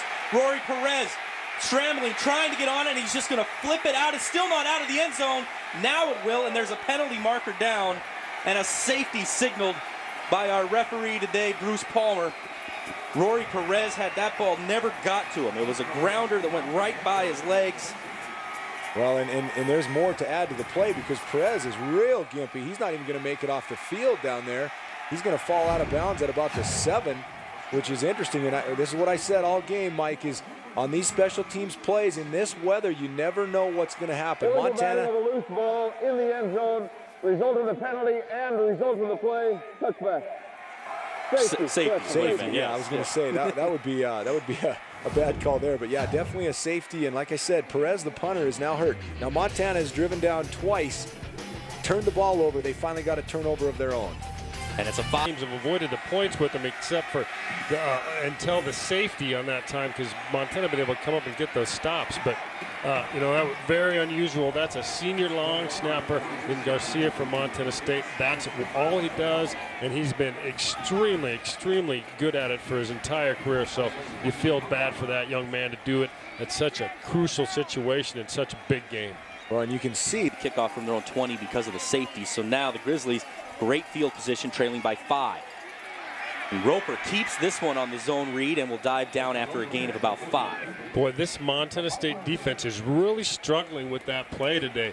They look like they have not been able to make the right read and get the man to the backer is almost making the wrong decision virtually every time that they run it. This time Roper will keep it again. He's going to pitch, fakes the pitch outside, and Roper's all the way down to the 30-yard line, a gain of 11 and a first down. Well, and that's what I was talking. Grizzlies have turned the ball over in Cats territory their last 2 possessions. Here they go again. Chase Reynolds nowhere to go. Stopped on the sweep to the right, a loss of 5 yards as the Cats got in there on him. Clay Bignell, one of the guys, right in on the play. Yeah, Bignell and Grosselak had this thing sniffed out from the start. And really, for one of the few times, particularly in the second half, Montana State is going to have a loss of yardage and bring up a long 2nd and 15. They have been working out of really 2nd and short the whole 3rd quarter. They will throw on 2nd down. Crossing route to Bryce Carver, complete. That will only be a gain of about 4 yards. Down to the 34-yard line. Well, that's what we saw last week, Derek, with that stretch play against North Dakota. Montana, it was kind of feast or famine.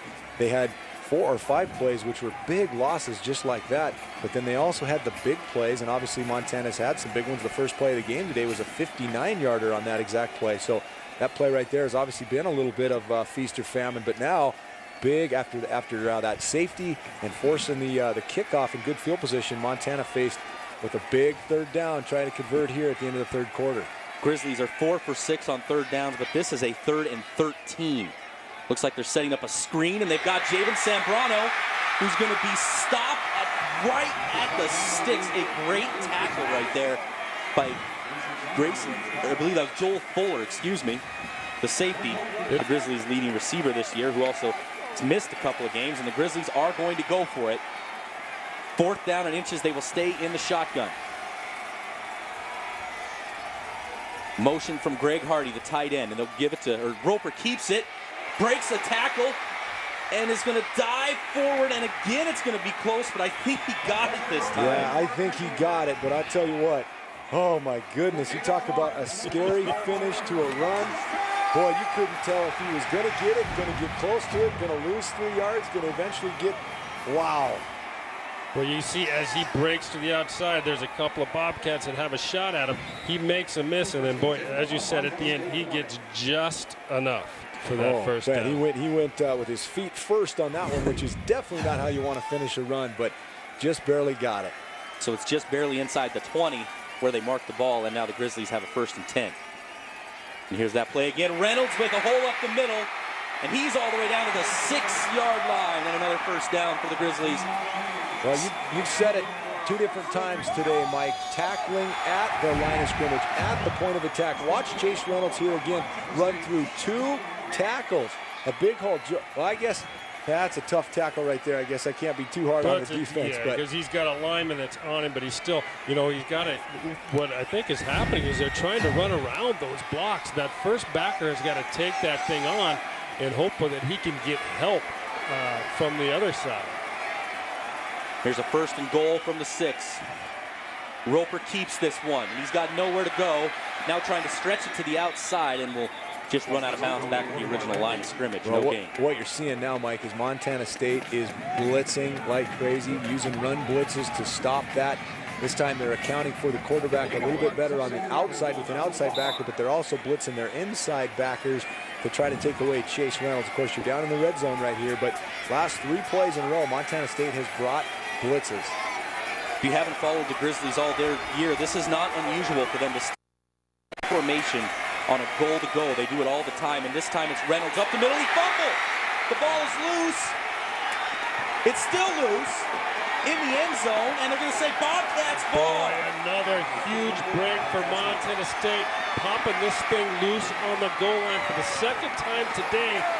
There's been a defensive player for Montana State that is able to force the ball free down on the goal line. Let's see who it is this time. I think it's, well, you see Owens pops it free, and I think it looks like Lexi first, and then, boy, they kick that thing right into Clay Bignell. All 3 of those backers in on that play, and again, a huge defensive stop from Montana State. Well, poor Opperud is going to have nightmares. That's twice that the ball has been just at his feet, and he has not been able to come up with it. And it looks like they are going to spot this ball inside the 1-yard line. I thought it was a touchback. So 21-16, recovered by Clay Bignell, forced by Jody Owens to fumble. But now the Cats offense has got a tall task here. McGee's just going to sneak it and might have gained 1 yard. Yeah, I think they're going to try and get this thing down and at least survive the quarter, which has been really probably the proper word for Montana State, is they have survived this 3rd quarter.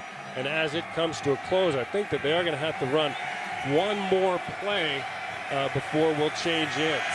So the play clock is off, so they don't have to run 1 more here. They're looking like they might still. And now they're actually going to come off the field here.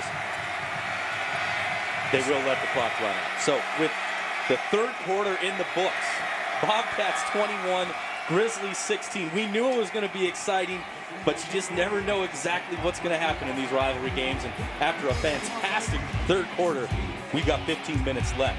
Cats backed up towards their own end zone. We'll be back with the 4th quarter right after this.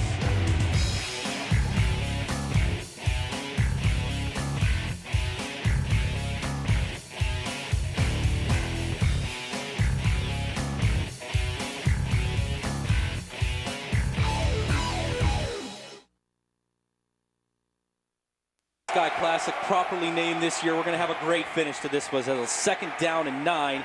It's Lorenzo Davis gaining 3 yards up the middle. Will bring up a 3rd down and 6 for the Bobcats on their own 5-yard line, leading by 5 as we start this 4th quarter.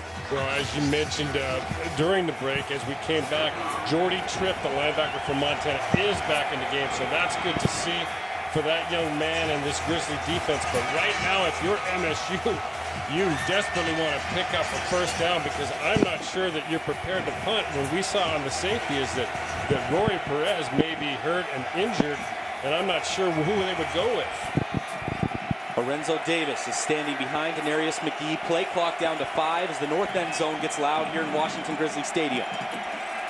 McGee will give it on a delay handoff to Davis, who's trying the right side, and took a shot from Jimmy Wilson, and he's a yard shy of the 1st down. Well, for the first time really all day, a Montana safety has been able to come up, run the alley, and actually make the tackle. And I think they're maybe going to say that Montana State had a timeout before this play got off. There you see the hit from Jimmy Wilson. It's 1 yard shy of a 1st down. We'll check this. Oh, a sideline warning. Okay, I knew that there was something going on with the Montana State sideline, but he gave him the warning. The next one will be an actual yardage penalty, but it does bring up a 4th down. And the Cats offense is still on the field here. 4th and 1 from the 10. This would be a gamble to go for here. Now they're not going to do it, but left tackle senior captain Mike Burson was begging Coach Ash to go for it. And there is Rory Perez, the punter, who is coming out to punt this one. Remember the last one, a bad snap for the Cats resulted in a safety. Perez looked hurt when he was trying to scramble for the loose ball. Peter Wynn is back to return for the Grizzlies, standing at his own 44-yard line. Perez gets it off. Wynn's going to let it bounce, and it takes a great Cats bounce. And a huge change in field position there. That'll be down at the 34-yard line as Perez limps off the field, but does a great job for the Cats. For a minute and a half into the field. It's been Montana's second half. They have gone up and down the field. They've played great, but 3 straight turnovers deep in the red zone have hurt Montana, and here's almost another one. Roper can't handle the snap. Chase Reynolds just falls on it, and it's a loss of 5 on 1st down. You couldn't see it there because the play went dead with the fumble, but boy, you're right, Grady. MSU is trying to get this option solved a little bit, and they're bringing every backer in a run fit, which I think is great because they have looked like, assignment-wise, they've done had a pretty tough time reading that play. So maybe going and making that pre-snap determination is the way that they can get that thing stopped. There will be a delay handoff to Reynolds up the middle, and he's only going to gain 1 yard out to the 31. Boy, Jody Owens reads draw. This is 2 draws today where Jody Owens, he starts to take his pass draw because he reads pass, but once he recognizes draw, man, does he fly up and fill 2 times. Just excellent job on draw. He has been like that all year, and to watch him as a linebacker has really been enjoyable because that commitment is there. He believes his read, and he sells out. There is no hesitation. As you saw, Reynolds there over 160 yards rushing on the day, but on 3rd and 13, Roper's going to throw a screen pass to Reynolds, and a great job by the Bobcats. It's big Zach Minter making the tackle. Zach Minter, we haven't called his name today, but he has made huge plays on defense for Montana State all year. We talked about they've only got 5 interceptions. Here he actually drops out on the screen and just makes a great open field tackle there on Chase. But he's got, I think, 7 or 8 pass breakups, 2 interceptions, and a couple of touchdowns, which are pretty unusual stats for a defensive tackle. Play goes for a loss of 2, and the Grizzlies will punt it. Brody McKnight, standing on his own 14, will send it away here for the Grizz. Well, Montana has not been able to throw the ball down the field at all today. Anytime they've been in 3rd and long, they have run the screen play. So Montana State was able to sit on it and really guess screen. Went with the zone blitz, and good play. Punt will be fielded at the 37-yard line. That's where the Cats will take over with a 5-point lead. We'll be back right after this.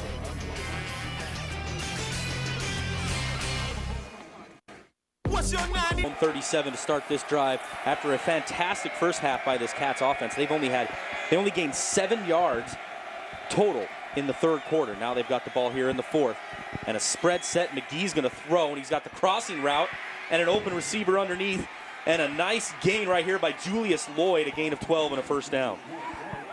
Well, Yeah, as you said, only 7 yards the entire third quarter. Montana State really survived that quarter. I can't say it enough. Now they've got to get something going early in this fourth quarter, move the ball, take some time off the clock, and try and get some points. Pitch to Lorenzo Davis on a quick snap, and he will cut up field for a gain of 4. Aslan's got something for us down on the field. Go ahead. We're over 4 minutes into the fourth quarter. I was by the Cat sideline. Offensive line coach Jason McAdoo got his offensive line as well as Denarius McGee huddled up around him and said, we need a very big drive here, guys. We need a game-winning drive. Cat's off to a good start. We'll see if they can finish things off right now. That last play, a gain of 5. Thank you, Aslan, as it's now 2nd and 5, and McGee will get a new signal from the MSU coaching staff. And you got to be so impressed with how McGee manages this no-huddle offense as a freshman, just so poised, so calm.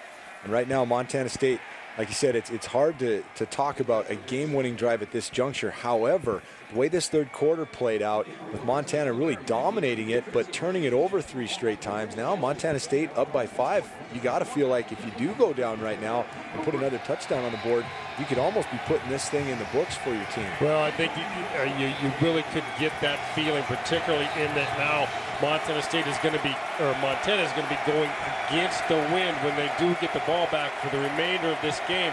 And we haven't seen a whole lot of scoring down at that end since that first drive. 3rd and 3. Spread 5 wide for McGee. He's going to throw, going to scramble around now, looking for somebody to get open, throws it deep down the field and just out of the reach of Tanner Bleskin, who finally got open. A play is never dead when you've got Denarius McGee at quarterback. He is so good and so intuitive of escaping this pressure. Here you can see him vacate the pocket, and different from a lot of quarterbacks, Grady, in that his eyes are always downfield. He's not looking to run that thing. He is looking to throw it and find a receiver until the very last second. Well, and it looks like they're going to keep their offense out on the field here. Perez is kind of getting warmed up on the sidelines. It's amazing how healthy he looks before the punt and how injured he looks after each punt. You're not speaking very well of our punter there, Grady, but yeah, he did. He had a hard time getting off the field on that last one, but I think they're going to take some time and think about a big, big decision for Montana State. 4th and 3 coming back after the break. The difference between the early... Big play here as we come back in the fourth quarter of this Big Sky Classic. It's 4th down and about 3.5 for the Cats. They have the offense on the field with a 5-point lead. Ball on the Grizzlies' 44. That's Elvis Akpla in motion. Denarius McGee takes a snap. He's going to throw. Now rolling to his right. Under pressure, and he's going to throw it back to the middle. Tip, incomplete. Trying to find Everett Gilbert over the middle, and it's turnover on downs. Grizzlies get the ball. That's a big stop for that Montana defense. You see, he checks here, he starts getting out and can't really find a receiver out here on the outside. Everyone's well covered. He tries to fire it back over the middle to Gilbert, but Gilbert just can't hang on. It takes a couple of big pops at the end of that pass play. Nice job by Bobby, all the defensive ends, keeping us contained, staying on the edge right there, and forcing pressure, forcing a high throw back across his body. Tough throw to make. Amazing thing is McGee almost made it. So that gives the Grizzlies the ball at their own 43-yard line. Roper will throw a quick screen. This is a double pass by Jeff Larson. He's got a man open down the sidelines, and he couldn't hit Antoine Mutra. Larson threw a touchdown on that same play earlier this year, but that one didn't get there. Well, I like the call, and actually I like the read by Larson because the safety did a nice job of staying over the top. He couldn't lay it up. If you wonder why he fired it on a line, the safety stayed back and read it very well. The corner bit, but not the safety. So Larson does the right thing and tries to just throw it in the hole. You see Mike Ryder was right there all over the play. It was actually the right throw by Larson, just not accurate. So the Grizzlies, who come out with this drive right away with some trick play, now they'll go back to the zone read run, and Roper's going to pitch it out to Sam Gratton.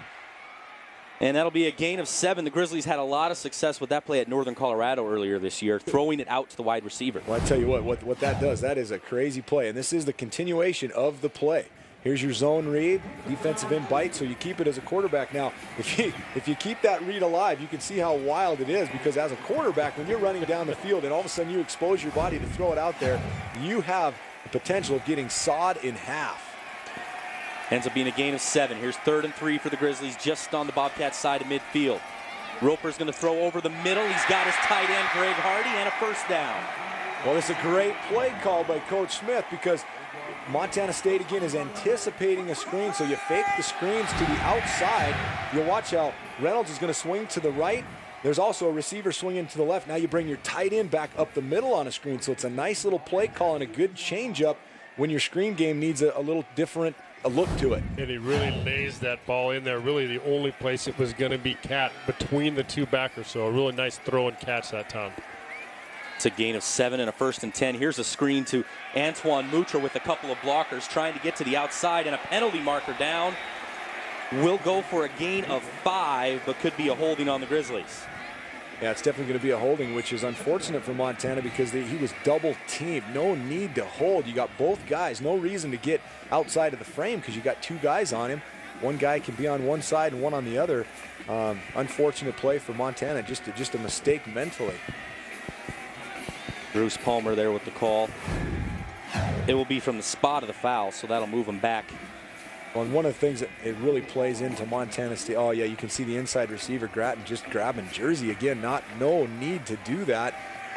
Just not a good mental play. But Mike, you got to, as Montana State defensive player right now, you have to know that Montana has been unable, or really even unwilling, to throw the ball down the field. Yeah, and they're gonna. You got to think that at some point they got to take a shot. They have opened up the offense a little bit on this drive. We're seeing the ball in the air more, but it's all been the underneath stuff, with the exception of the double pass. Here's Chase Reynolds on the right side, and he will gain back most of those penalty yardage down to the 44. Gain of 6 will bring up 2nd down and 12. Well, there's 2 first down to bring it back to 2nd and 12. Much needed in a big drive here for Montana now to try to answer, get this thing back to manageable, but nothing there on the bubble screen. Good tackle right there made by Darius Jones on the screen to Bryce Carver. No gain. Well, you can see that lack of the down the field throw is really allowing those safeties and corners and backers are driving up hard and early on these outside passes. And just good open field tackling there by Jones, and he had some help coming from the inside by Alexi Grosselak. Well, I think 5 or 6 times now in a row, Montana has gone to a screen play or a draw play on a 3rd and long. Have not thrown the ball down the field yet. Let's see what they do here. 3rd and 13. Roper's looking down the field. Down the middle and incomplete, intended for Greg Hardy. Right in coverage was Jordan Craney, the strong safety.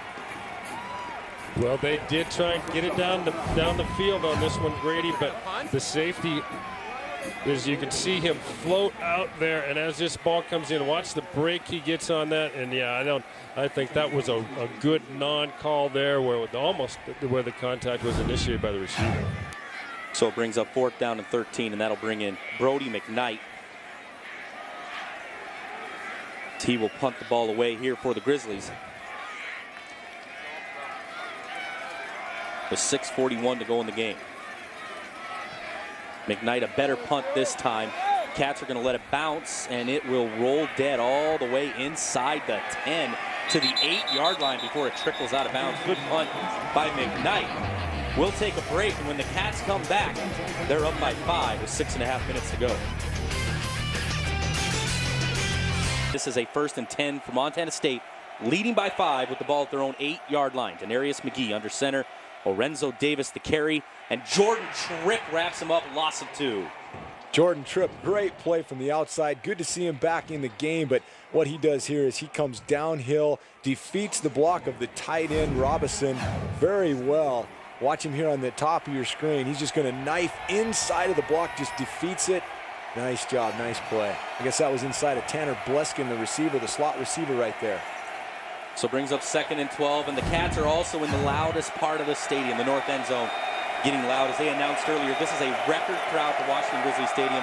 First game ever with more than 26,000 people, although some of them might be at the tailgate still warming up. Here's Lorenzo Davis, and that one's wrapped up by Caleb McSturdy, a gain of 3. That's the 30th carry of the day for Lorenzo Davis. Well, boy, you much near the line of scrimmage. 3rd and 9, and McGee is in a shotgun.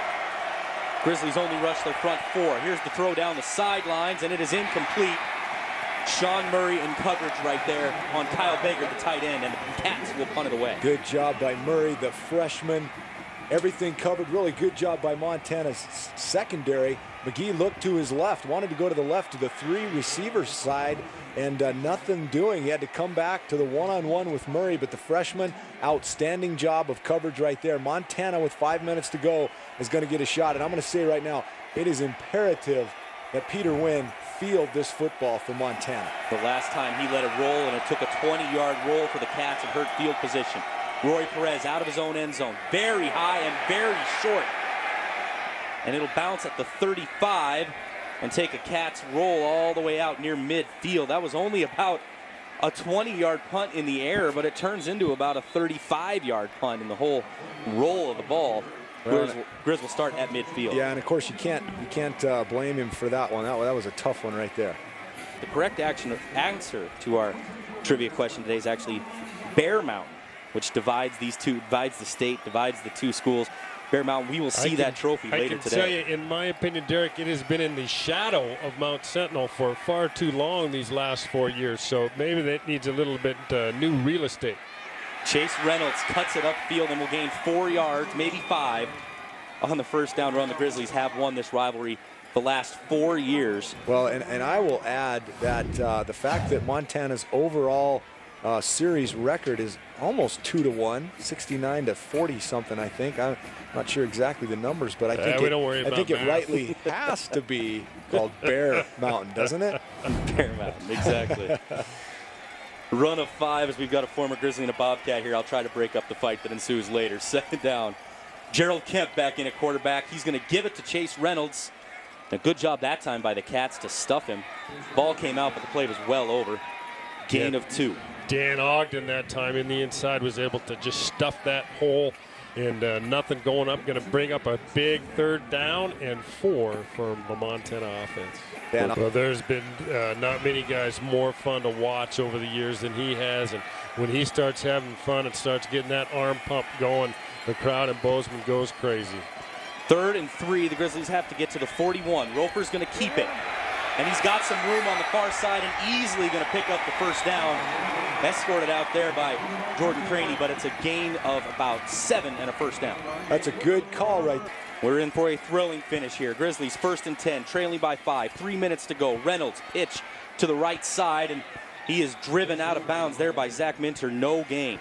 Well as Montana has run the ball all day, and Chase Reynolds having a huge day, up over 180 yards, I think, or close to it now. As all that is said, Justin Roper is going to have to make a play. You think with 3 minutes to go, he's going to have to make a play down the field with his arm in the passing game at least once if the Grizzlies are really going to come back and win this game. 2nd down and 8 or a 9. They did gain 1 yard on that play, and that puts Chase Reynolds to 20 carries, 181 yards for the senior from Drummond. And this time Roper keeps it, swings it out to Gerald Kemp, who's got a block. Kemp is inside the 20, breaks a tackle all the way down to the 15-yard line, and a gain of 20 for the Grizz. Well, and that's not a play down the field, but what a great play on that read option. Once again, Montana has worked the read option play today to perfection. Chase Reynolds, you see, takes a huge shot right there, but Roper keeps the ball and then flips it out there. That's the 3rd part. That's the option of that where he throws that little bubble screen, and Gerald Kemp showing what he can do with the ball in his hands. Montana knocking on the door. Down to the 14, 1st and 10, clock down to 2:26 and counting. Roper in the shotgun with Reynolds behind him. They'll give it to Reynolds, and there's nothing up the middle on this one. No gain. Nice play up front by the Cats and Dustin O'Connell. Dustin O'Connell making a great play there, just stepping down on that give. Did a nice job of staying square to the line of scrimmage and not chasing it down so hard that Roper pulls that ball. But they're going to need some more stops down here. This defense has been on the field almost the whole 2nd half for Montana State today. Empty backfield here for the Grizzlies, although Chase Reynolds is split out to the left of Justin Roper. Low snap, Roper barely got it off, incomplete. trying to set up a screen to Reynolds. And that's good. It was a good call, but because of the low snap, threw the timing off. I like the call because you got your best player with the ball in his hands, Chase Reynolds, coming inside on the tunnel screen, but the ball being low was allowed Justin not to get it off. Big third down now. Obviously, they're in 4-down territory because you got to score a touchdown. So 2 downs to try to pick up 10 and move the sticks one more time. We're coming up at the end of this ball game. 1:31 to go. Grizzlies at the 15, 3rd down and 10. 2 tight ends to the left. One of them, that's Cavario Middleton, will go in motion. Fake to Chase Reynolds. They try to set a screen up, and it's knocked down. Another play for Dustin O'Connell, and it's 4th down. Boy, that's 2 big plays on this series for the senior, who's coming back after just a horrible injury. Shattered his collarbone, had to have it surgically repaired, missed about 6-7 weeks, but look at him here, just getting enough of that football for that thing to drop short and bring up 4th and 10. I don't know if we've had any bigger plays than this today, fellas. No, this is it right here. The Grizzlies will go with an empty backfield, 5 wide receivers in the ball game, and now there will be a timeout called by Montana. They are going to go with 5 wide receivers. You saw there our Northwestern Toyota 37th player. You guys all picked Andy Pedic. Here's the play of the game. Roper to throw, 4-man rush, under pressure. He's got a man open, and it sails over Bryce Carver's head. He would have been shy of the 1st down anyway. The Cats take over. 3 to go in the ball game. Well, 1:23 is still a long time with the problems that Montana State has had in the second half moving the football. But you've got to believe that if this thing continues the way it is right now, that is the biggest goal line stand in a long, long time at Montana State, because just the huge implications that go with today's game for the conference championship, potential playoff scenario. So that's a big, big stop by the Montana State defense. Well, and Zach Minter put the pressure on and forced Roper to throw it high. I don't think he would have got the 1st down. It would have taken some extra work and a broken tackle by Bryce Carver. But Justin Roper reacted to the pressure and did not throw the ball accurate. The Cats will run it on 1st down with Lorenzo Davis, who's going to get to the outside. He's got a 1st down, takes a hit from Jimmy Wilson.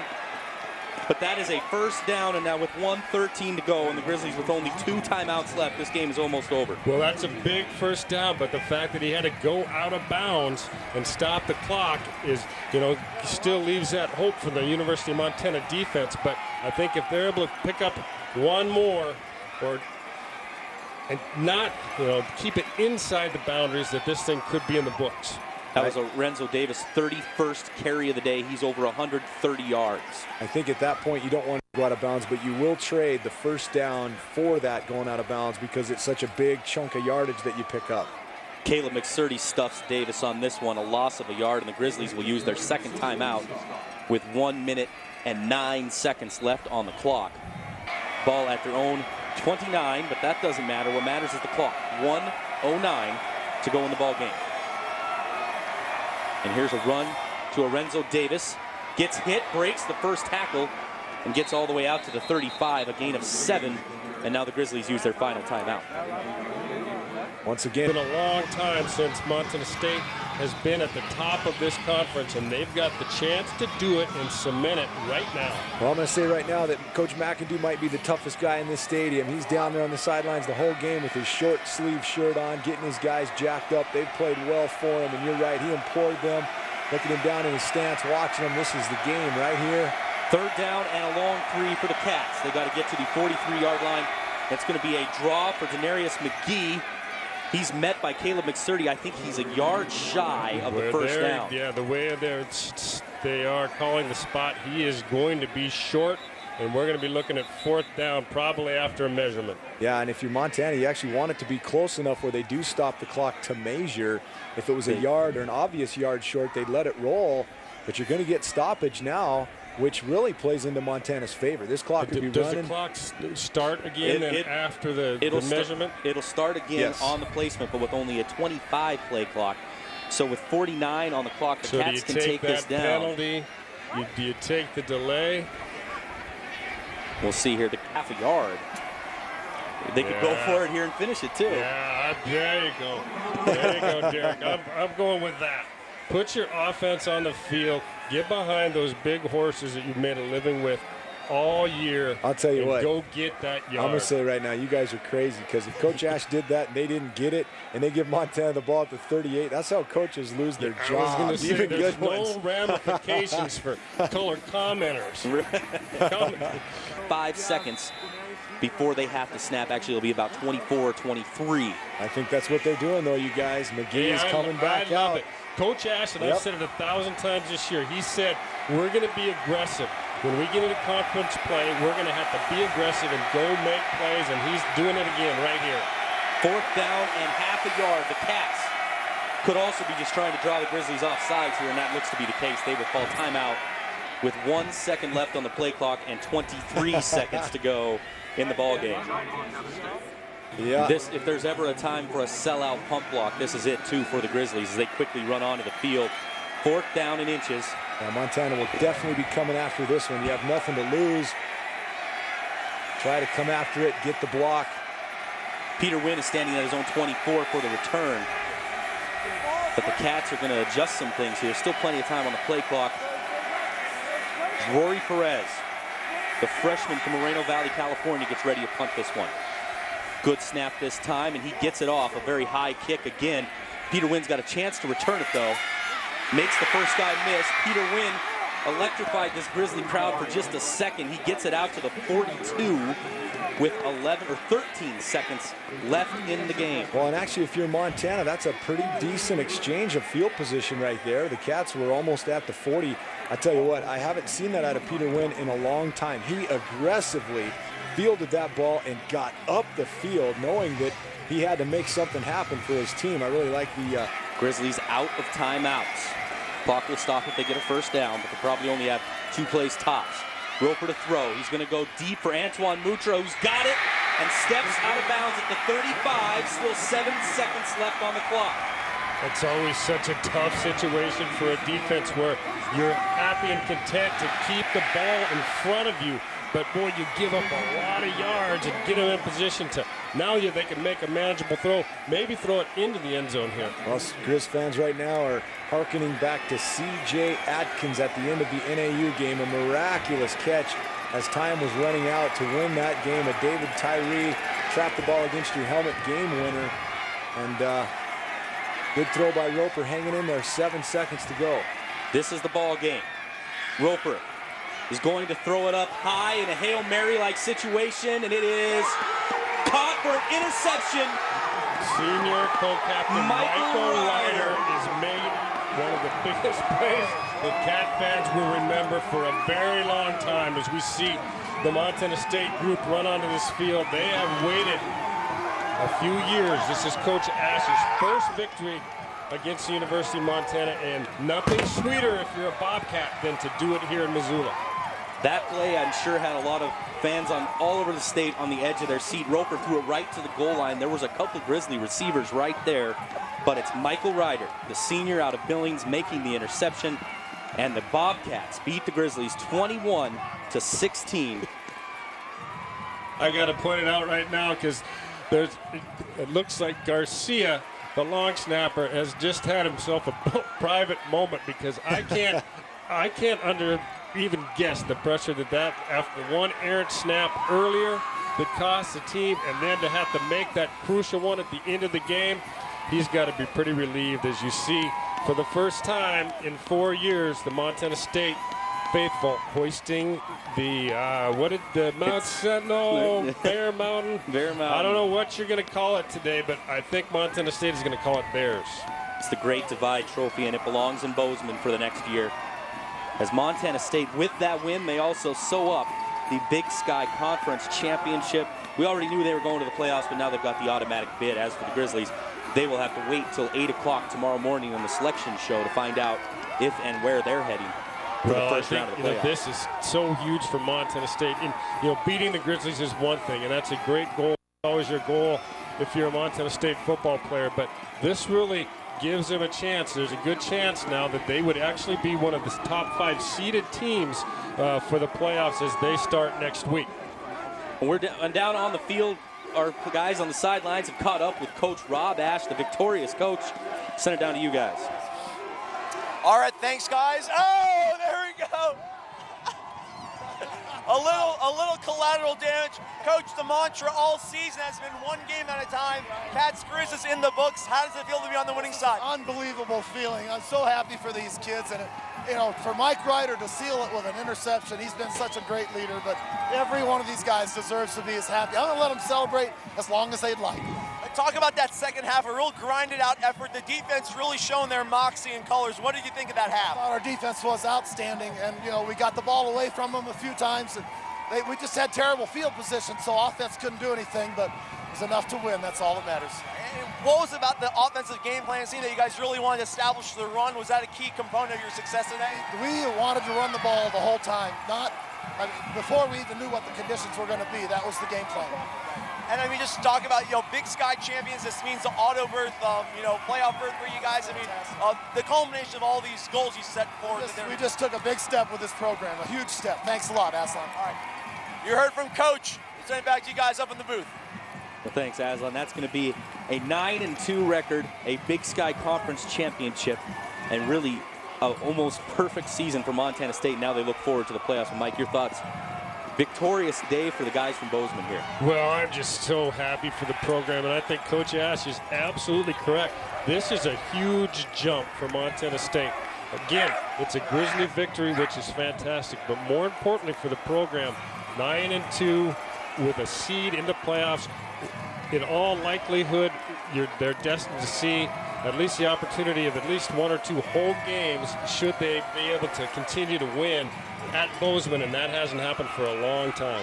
Grady, your thoughts on the other side for the Grizzlies, who had their chances in this game, and like so many times this year, they just couldn't finish it off. Yeah, absolutely. In fact, when they go look at this film, they're going to be sick to themselves because they outplayed the Cats in the second half big time. They knocked the door 3 times down inside the 5-yard line, but 3 straight turnovers.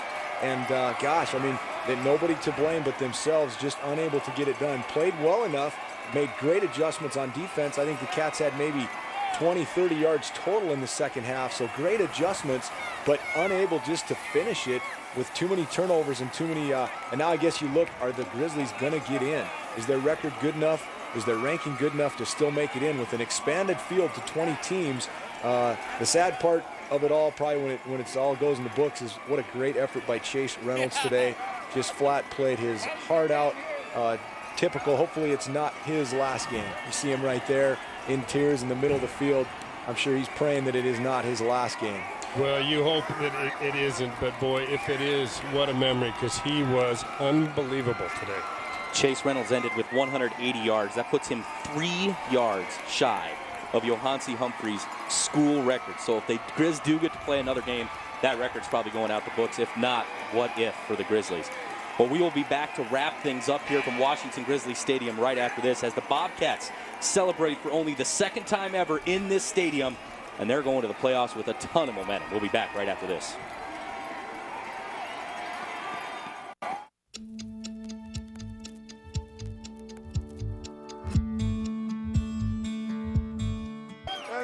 We are back here at Washington Grizzly Stadium as the Bobcats hang on to win 21-16.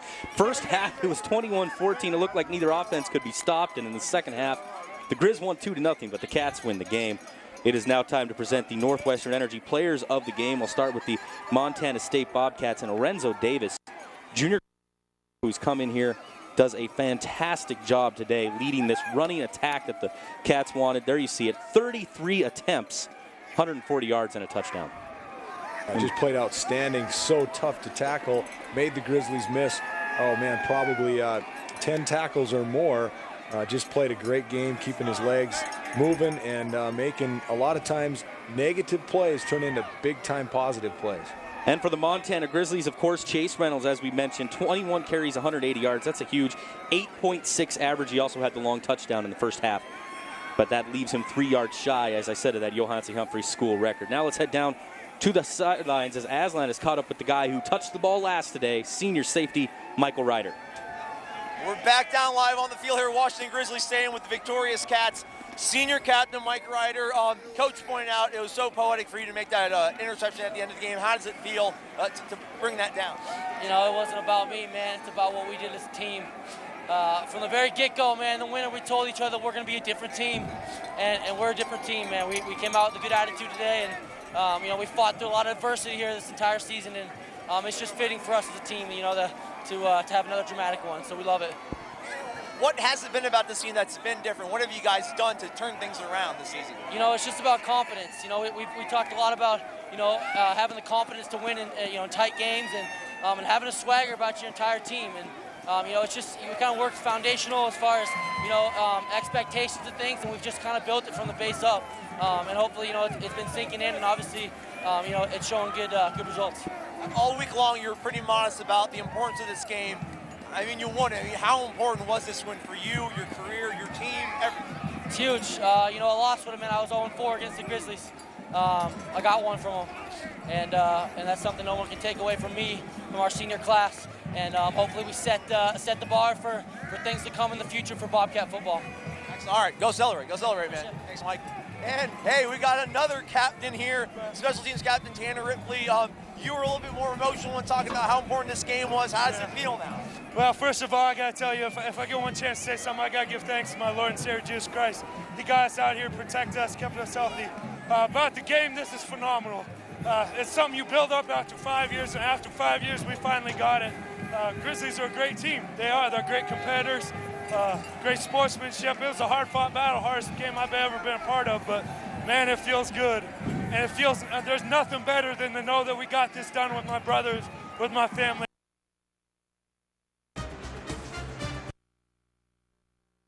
Family out on this field, especially here.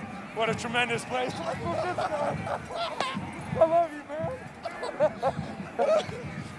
Thank you, this guy. All right, and Tanner, you know, just talk about that, you know, not only do you guys beat the Grizz, but the season's not over. Playoffs await you guys. How excited are you to keep going forward with the season? Man, that's just right. It's not over. Our soup and salad was preseason. We just finished our main meal. We're on to dessert now, and dessert's going to be sweet, and it's going to be a while. I'll see you guys January 7th for it, right? You be down there. Are you watching one bigger game on at that a time, though. It's been a pleasure. This is a special team. We made some bold promises beginning of the year. We told everybody it'd be different. I tell you what, nobody let anybody down. It's a union, it's a family, it's a different team. Special kids, real special. All right, go celebrate with your teammates, Tanner. Thanks so much for your time. All right, we'll send it back to you guys again in the booth. All right, thanks a lot, Aslan. As the Cats will for sure go into the playoffs again, we will find out at 8 o'clock in the morning tomorrow, bright and early. The playoff seedings for the FCS, again, this year it goes to 20, so when he's mentioning we'll see you on January 7th, that's the date of the national championship game down in Frisco, Texas, and the Cats look like a team that could make a deep run in this playoffs.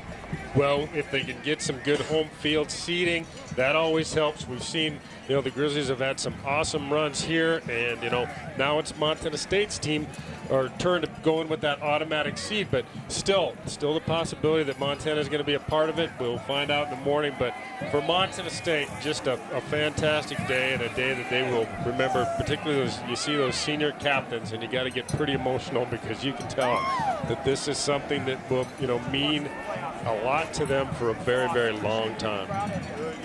Well, thank you for joining us here today. Grizz fans, don't forget to visit MontanaGrizzlies.com for complete post-game coverage for the most current and complete news and statistics for all Grizzly athletics. Log on to MontanaGrizzlies.com. Thank you for joining us. The 110th meeting of these two schools, and once again, it didn't disappoint. Coming down to the very final play, 21-16, your final for Montana. Well, for Mike Callahan and Grady Bennett and all of us here at MTN Sports, I'm Derek Berkeley. Thanks for watching the D.A. Davidson Big Sky Classic, and we'll see you later.